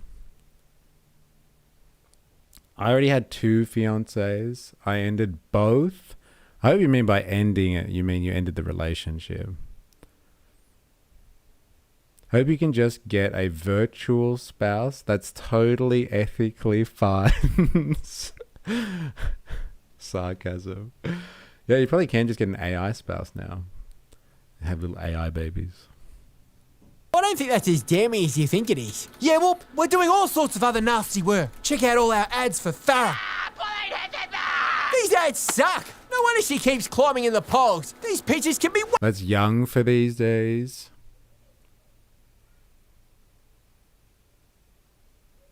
way more unflattering. You need less saturation, more contrast. Where's the else? These pictures can be way more unflattering. You need less saturation, more contrast. Where's the out of context quotes? These lies aren't even convincing, let alone scary. Move over, David Shiraz. I'm locking in.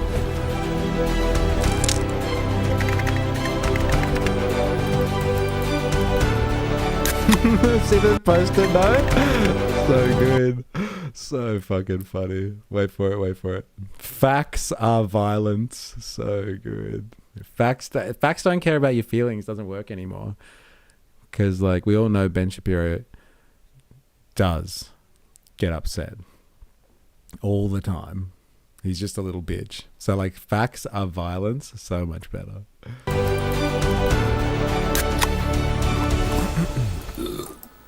Pauline Hanson might seem like a typical politician, but she's not. She's a working class woman who used to run a fish and chip shop, and she always gave out extra potato scallops. Is that who you really want running the country? She says she loves Australia, but she also wants to improve it. Which one is it, Pauline? She hates mass migration and refuses to pander to minorities. Pauline Hanson, she's not a typical politician. Ha ha ha! Yep, that's gonna destroy her. You might be the biggest tool we've ever seen. When does it go live? It already is. Now we just sit back and wait to see the polls. Pauline Hanson is now polling at 100% approval rating. What? How is that possible? The more we attack her, the stronger she gets. That's it, we're moving on. Wrap it up. Move. What's he doing? Emailing, begging for donations. What? Why? Because that's what we do. It's the Get Up business model. We use fear and outrage to procure donations, so we can produce ads that create more outrage to raise more money. Oh, come on. It's a bit rich, isn't it? Like, maybe not the donations part, but like these guys at Please Explain don't manufacture outrage. Like, come on, bro. Seriously. That's your entire fucking shtick. Is fucking making fun of things and sparking outrage. Yeah, that gets me going as well. Extra scallops is a vote winner, to be fair. It fucking is. It bloody is. Censored for talking shit about Ben. Damn. That's what you get. Mr. Shapiro, sensitive. Just don't bring up his sister's cup size.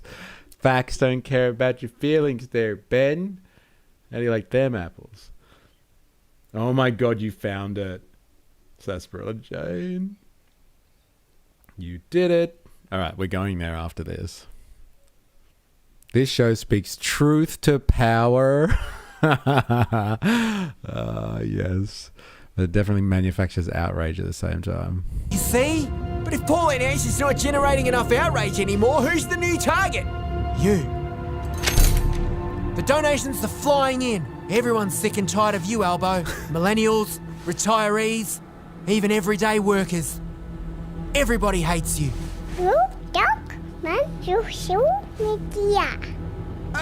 Charlotte, it was for your own good. Why would you cut my NDIS? You're not cutting the NDIS enough. Why are you taxing my investment properties? Why aren't you taxing the gas companies? Why did you have to ban my pornos, Dad? Everybody hates me! So good. Another dream. Oh, Jody, everyone hated me. And everyone loves Pauline Hanson. It was just a dream.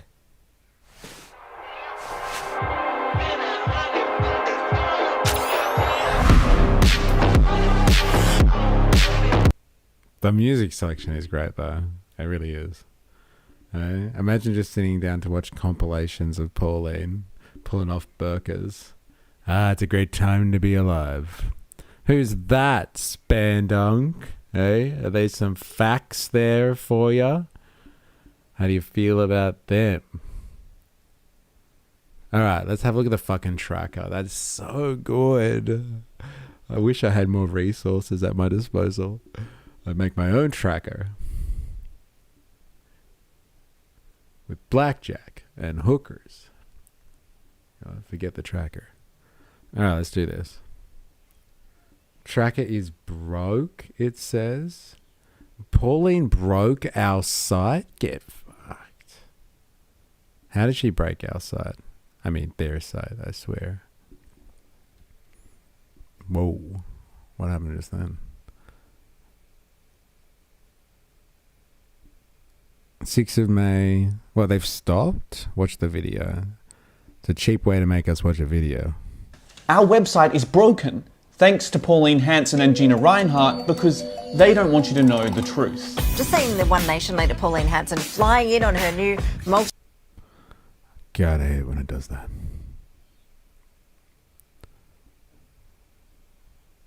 Can you see that now? I can see it a little bit better.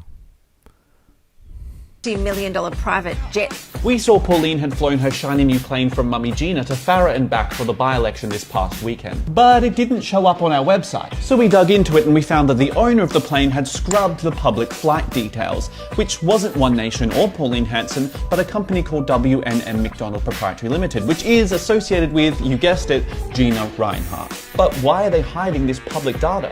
I thought the plane was no big deal. I thought Pauline was the only politician who says it like it is and never retracts things. We keep hearing how not a big deal this plane is, and One Nation even made an AI slop cartoon featuring our website to tell us all how big a deal this plane isn't. The truth is, Pauline Hanson and One Nation... just tries an effect. Like, I wouldn't have known about this tracker. Hey? McDonald? I knew Ronald was bought by Gina. Everyone's in on it. Everyone's in on it. We got her. We got her. Yeah, but like, why would you scrub that detail though, Dilemmas? We got her. LOL. Backwards seat, dude. are scared that you'll discover what this plane really means. Pauline Hanson is a multimillionaire flying around in a multi-million-dollar plane given to her by the richest person in the country, and she's claiming to represent battlers. Sure, she's wasting fuel in a fuel crisis created by her biggest inspiration, Donald Trump. That's a fair call. Wasting fuel in a fuel crisis. She probably is a multimillionaire though. Like by now, with all the fucking influence and stuff that she has. Like she's definitely got to be a multimillionaire, for sure. Just like Forrest Twiggy, eh? Mr. Andrew Twiggy Forrest. Just a regular Aussie battler who is also a billionaire. But this has always been much bigger than that. What the plane shows is that Pauline Hanson is just like the rest of them. Even her supporters think so. We disagree though. We think she isn't like the rest of them. She's worse, because she's trying to trick you into thinking she's any different. Because if the problem in this country is politicians being bought by billionaires, Pauline Hanson is bought by the biggest one with fingers in all of our key industries. It's a fair point. Like, look, all right, if the entire system is corrupt by people that are bought off by lobbyists, etc., etc., etc., which is the big argument. So it's like, oh, evil government, they're all bought off by lobbyists. And like she's explicitly being bought off by a billionaire. And like this one is just more obvious. It's funny that more people aren't outraged by it. Like this one is so obvious, but like whatever. Yeah, pretty sure most politicians are multi-millionaires. Look at their property portfolios. Yeah, fair enough.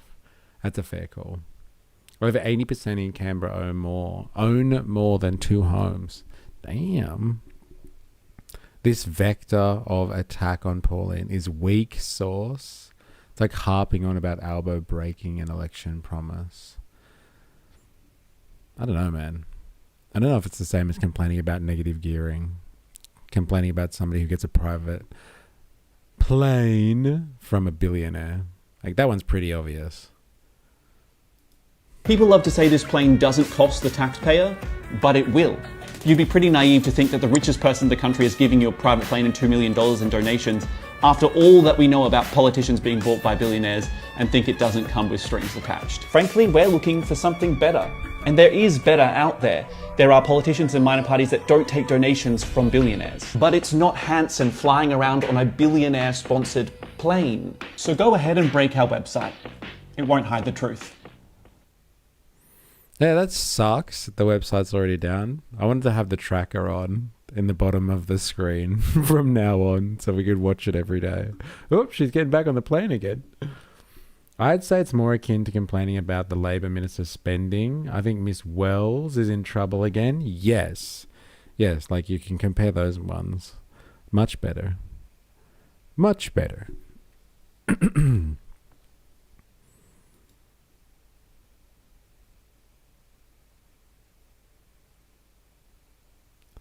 He is the biggest tool we've ever seen.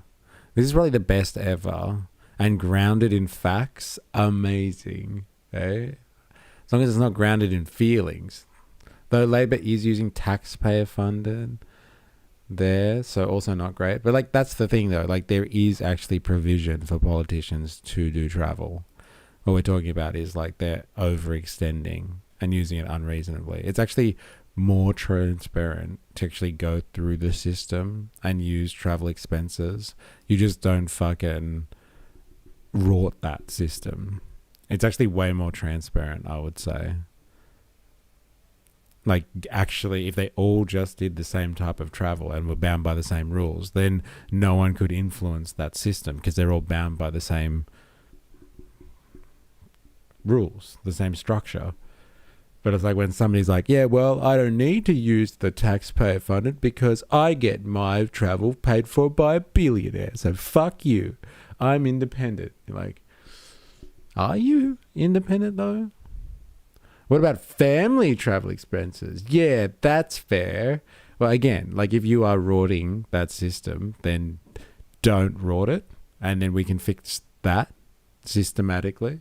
But like this is, you can't fix this systematically. If a billionaire chooses to gift one person with a private plane, like you can't do that. You can't fix anything there. Like there's nothing you could do there. Like could you imagine? Like let's just do a thought experiment on this one. Like imagine if Albo got a private jet from like I don't know Clive Palmer or Twiggy. Eh? The Aussie battler Twiggy. Like that would be the end of Albo for sure. It'd have to be. People wouldn't put up with that. Can we, when people rorting, write the rules? Yeah, but it's been exposed. That's the thing. It has been exposed. And so they're going to have to do something about it. This is what I'm saying. Like, what we've exposed here is like, oh my God, a billionaire just gave her a plane. And everyone's just like, yeah, and? Oh, okay. I thought you'd be more upset about that. I thought you actually were worried about like people exploiting Australia and paying off politicians, like with the gas tax. That's exactly what everyone's upset about. He's like, the gas lobby has too much power and influence. And it's just like, but how do they influence them? We're not sure. And then we see like an exact case of influence. Everyone's like, I don't know, man. She deserves a plane.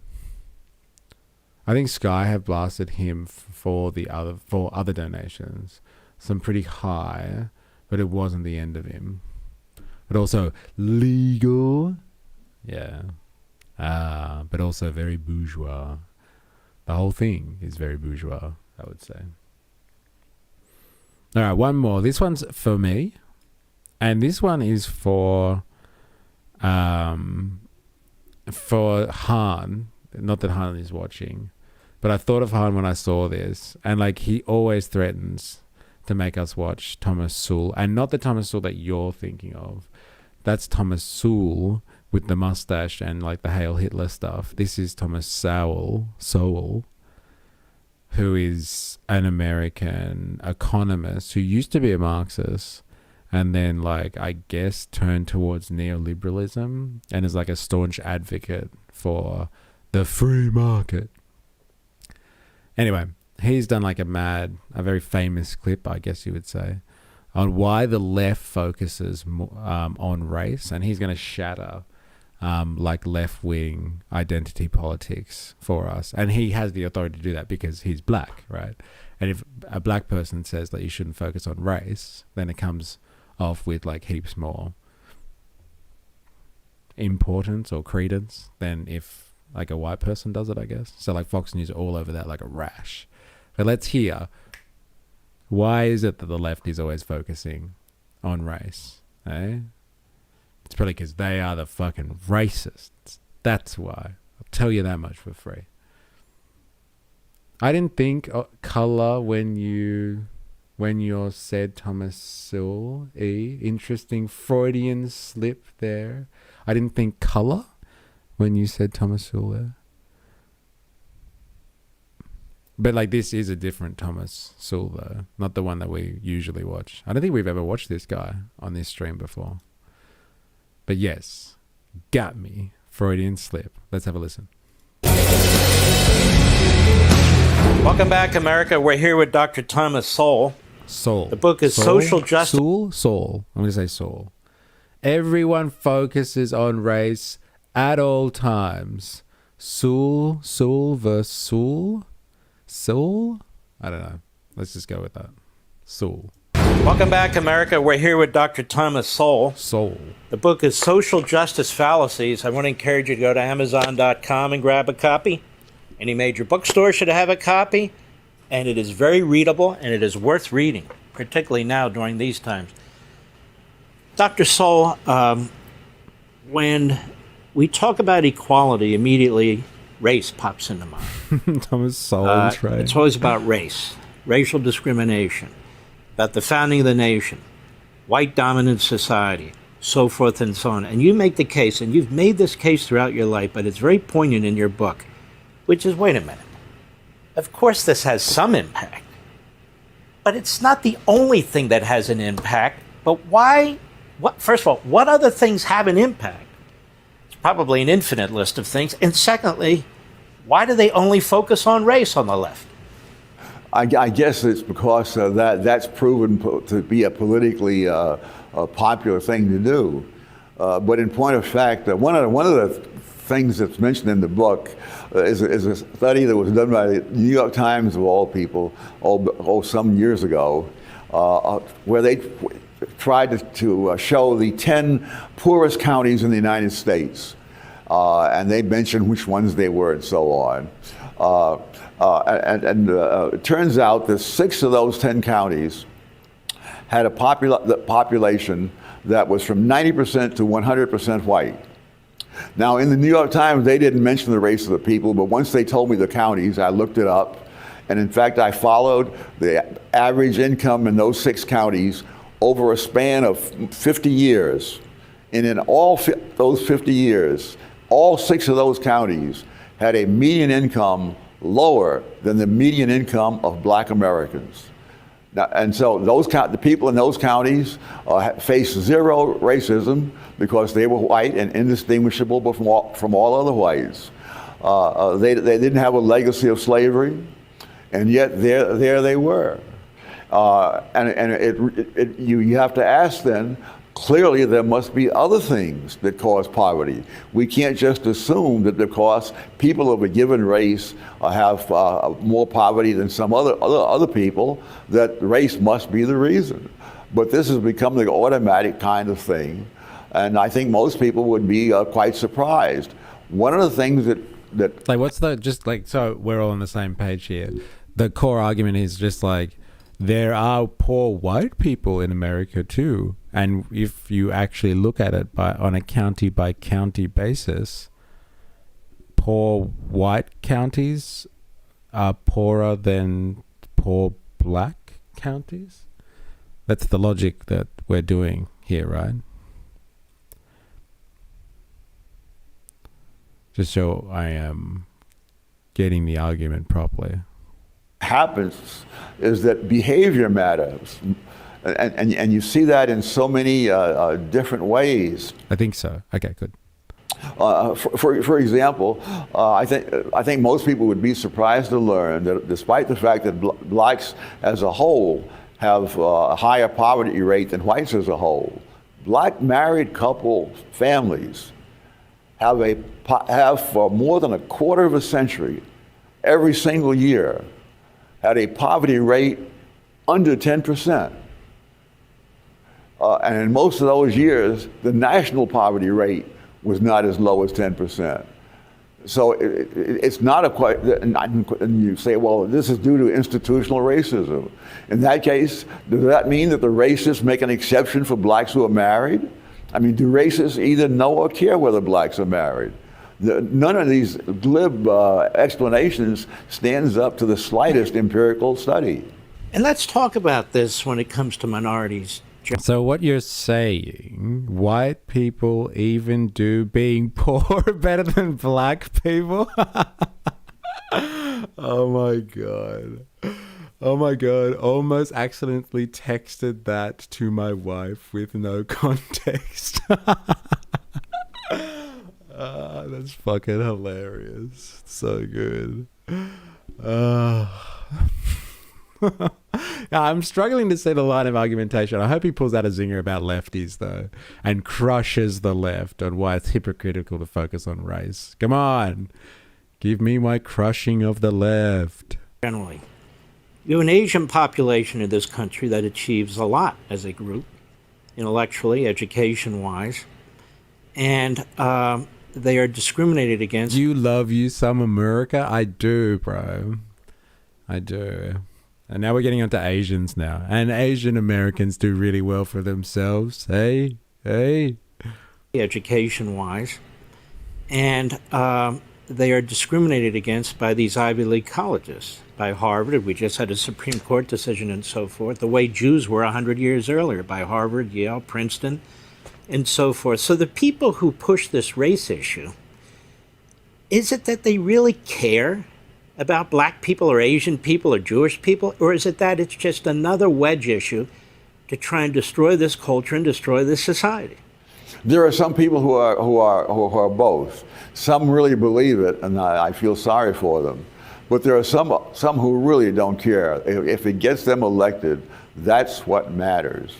And this is one of the tragedies of trying to I totally believe that. Like, there'd be heaps of fucking grifter politicians out there that'd be like, I just support this issue for sure because it's going to get me votes. I'll say the right racial thing and people will love me for it. That's a fair call.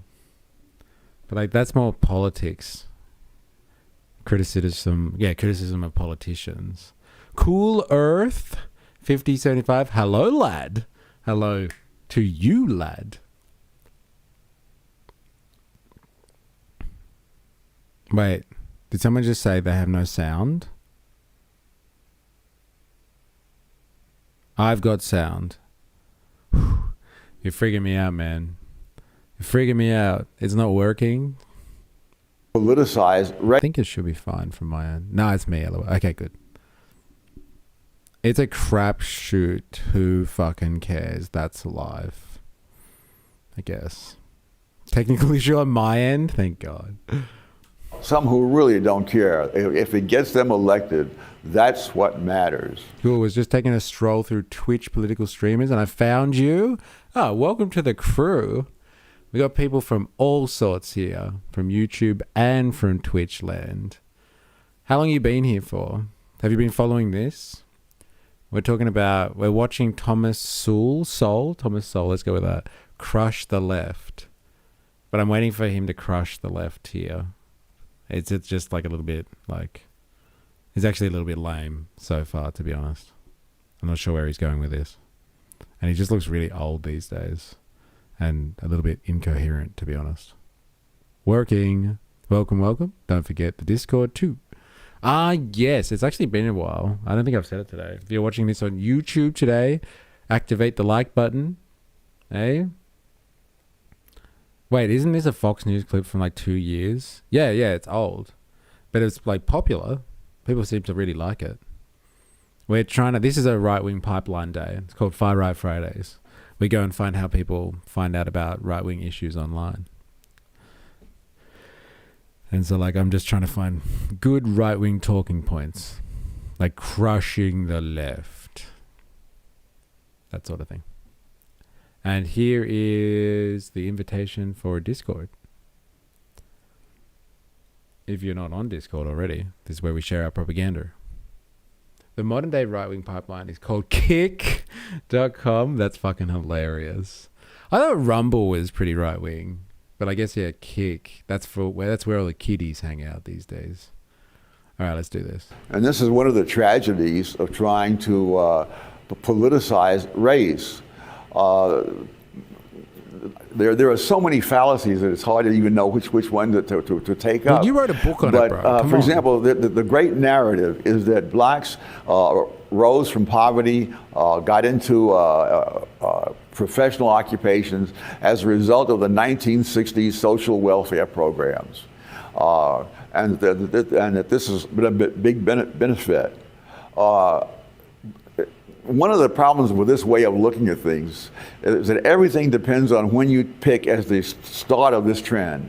If you go back to 1940, that is 20 years before these wonderful things are supposed to have happened in the 1960s, and you discover that the degree to which blacks were in poverty declined from 87% in 1940 to 47% in 1960. So it went down by 40 points in those 20 years. Now you look at the 20 years following 1960. And what also happened between 1940 and 1960? World War II and the mass production and the wealth that increased rapidly in the US. And then the post-war period where America took over the world economy and became the undisputed champions of the world, especially from an economic sense. And so, like, I'm sure a lot of people were lifted out of poverty. Okay, I do agree it's used to divide us. There, through some good old Rita Panay in this. Oh my God. Okay, is this another Sky News edition here?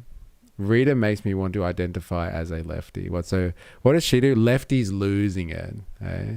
She's something else, she is. They went down 18 points.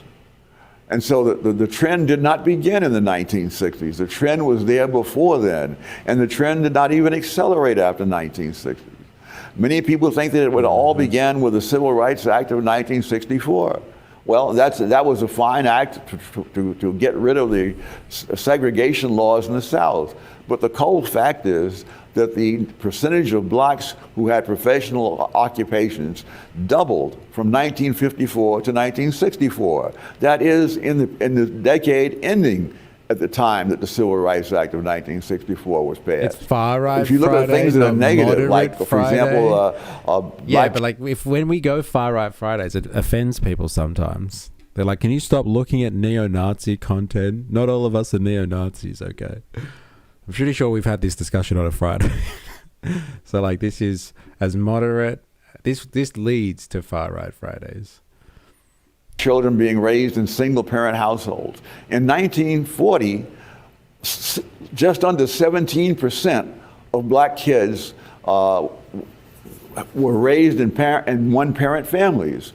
But after 1960s, before the end of the century, 4 times that many, 68% of black kids were being raised in one-parent families. And that does not depend on racism or any of the other things they talk about. This sucked. They didn't deliver on the title. This is why the left focuses on race. Why?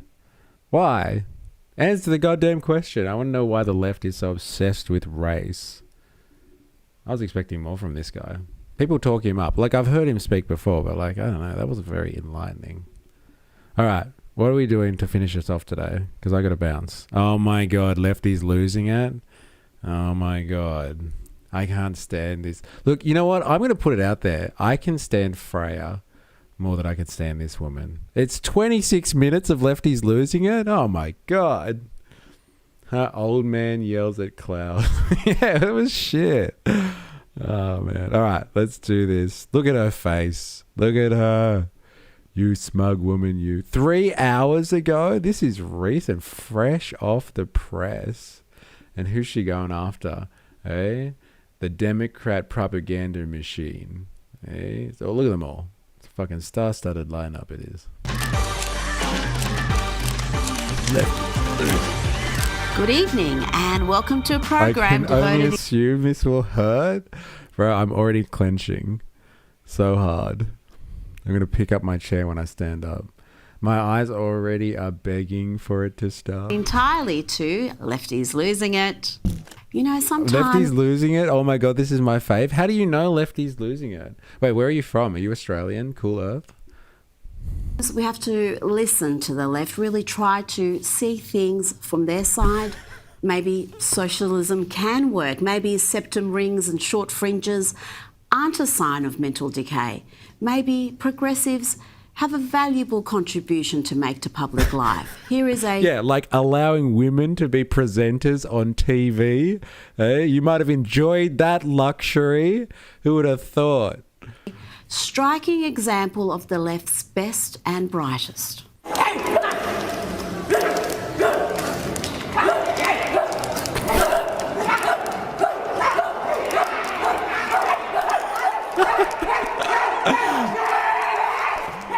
Let's go to Scotland briefly, where this... How do they find this stuff? Oh my God, what were those people doing? What were they doing? Man was just elected to the Scottish Parliament, despite the fact that he's not a British citizen, doesn't even have permanent residency. We're sending our best. She's definitely the best. But what he does have is, well, he's trans and he's green. My name is Dr. Q Manavanan. I am a transgender Tamil immigrant. My pronouns are they, them. Woo! Of course, the woofing of the dogs. The classic lefty ritual. Yeah, when I had to get together with my friends, we all bark at each other and discuss our pronouns. BBC reports he will have to renew his visa whilst he's in Parliament, and the Scottish Greens believe the fat new salary the Indian national will be receiving will make obtaining a new visa more straightforward. Great to hear. And so good of the BBC to mangle the English language by referring to a single person as they, them throughout their article. Idiots. Talking about... It is so offensive, isn't it? Eh? When you have to change your language. It's goddamn outrageous. There's another good freeze frame for you. Oh my God. I don't think she's real. Maybe she's AI. Yes, here is 20 seconds of lefty women crying about democracy in the UK and the triumph of Nigel Farage's right-wing Reform Party. Oh, this will be good. I'm livid and disappointed. I'm horrified. Where do they actually find people that have rainbow-coloured hair? How do they find this stuff? How do they find it? She's a lizard. I knew it. This is why the right gets a bad name and the left thinks this is who we are. Why? Because of her. Because of Rita. How do they find people that actually... I thought that was a myth. This woman actually has rainbow hair. What the fuck? There goes my future. There goes my rights.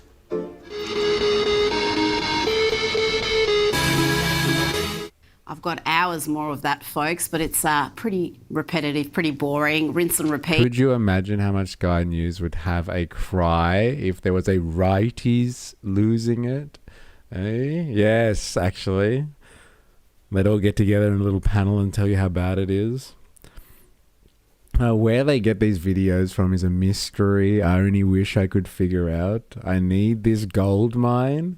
You know, one day we're going to have like a whole team of people and we're just going to watch videos like this on this stream. We're going to have a mystery segment about, I don't know, outrageous things.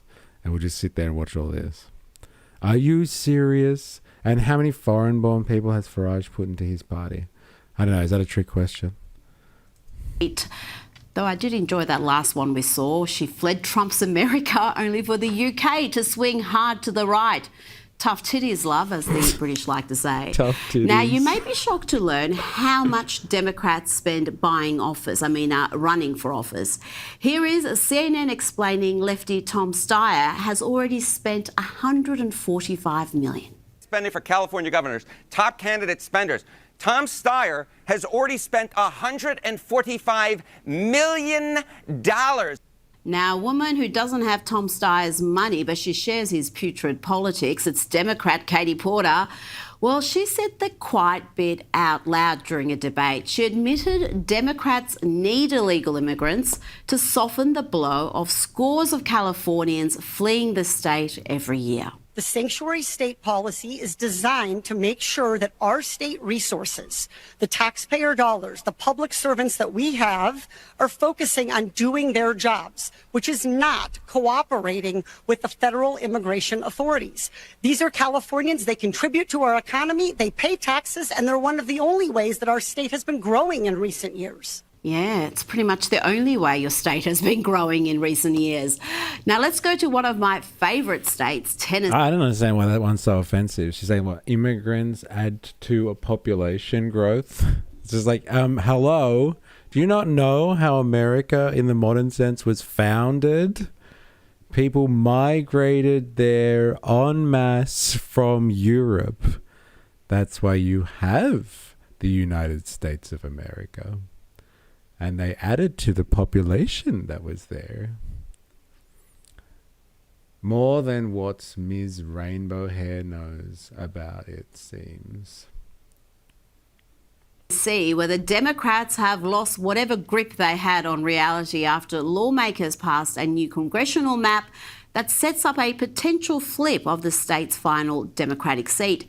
You know what Democrats have been doing for decades in blue states? Well, Republicans are finally returning the favour in red states, and the meltdown has been something to behold. Here is Democrat Justin Pearson swearing at state troopers trying to keep the peace. Let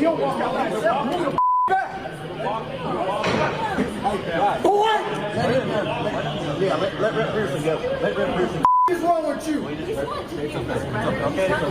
What is wrong with you? You stupid mother. Just disgraceful antics. Those poor state troopers just trying to keep the peace, trying to do their job. And those poor state troopers. I really do have to bounce. I wish I could sit here for another 20 minutes watching her go on about the fucking lefties losing it, but like not today. Not today. I have got to bounce. Thank you everyone who's come in for the afternoon session after I had incredible technical difficulties all day long.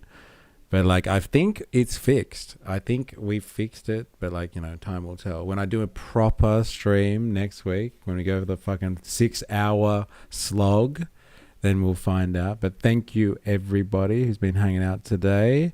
Hi to the Sausage, Spandonk, Wookay. Who else we got here? Sarsaparilla Jane, Dilemmas, Hobo Joe. We had some new people today. Cool Earth coming in there. Who else we got here? Who else we got that I have missed? St. Cheese been hanging out too.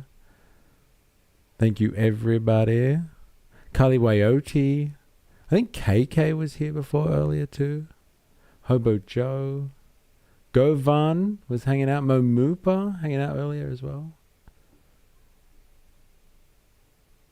I think that's everyone that I can see here. But if you have been interacting, thank you very much. Hope you have a really good weekend and get away from the clutches of capital and enjoy some of your freedom if you have a standardized working week. If not, I hope you get compensated for working over the weekend in any way possible. I hope you get that compensation. And we will be back next week with some more. And until then, please remember, as always, I am, you are, we are a mystery.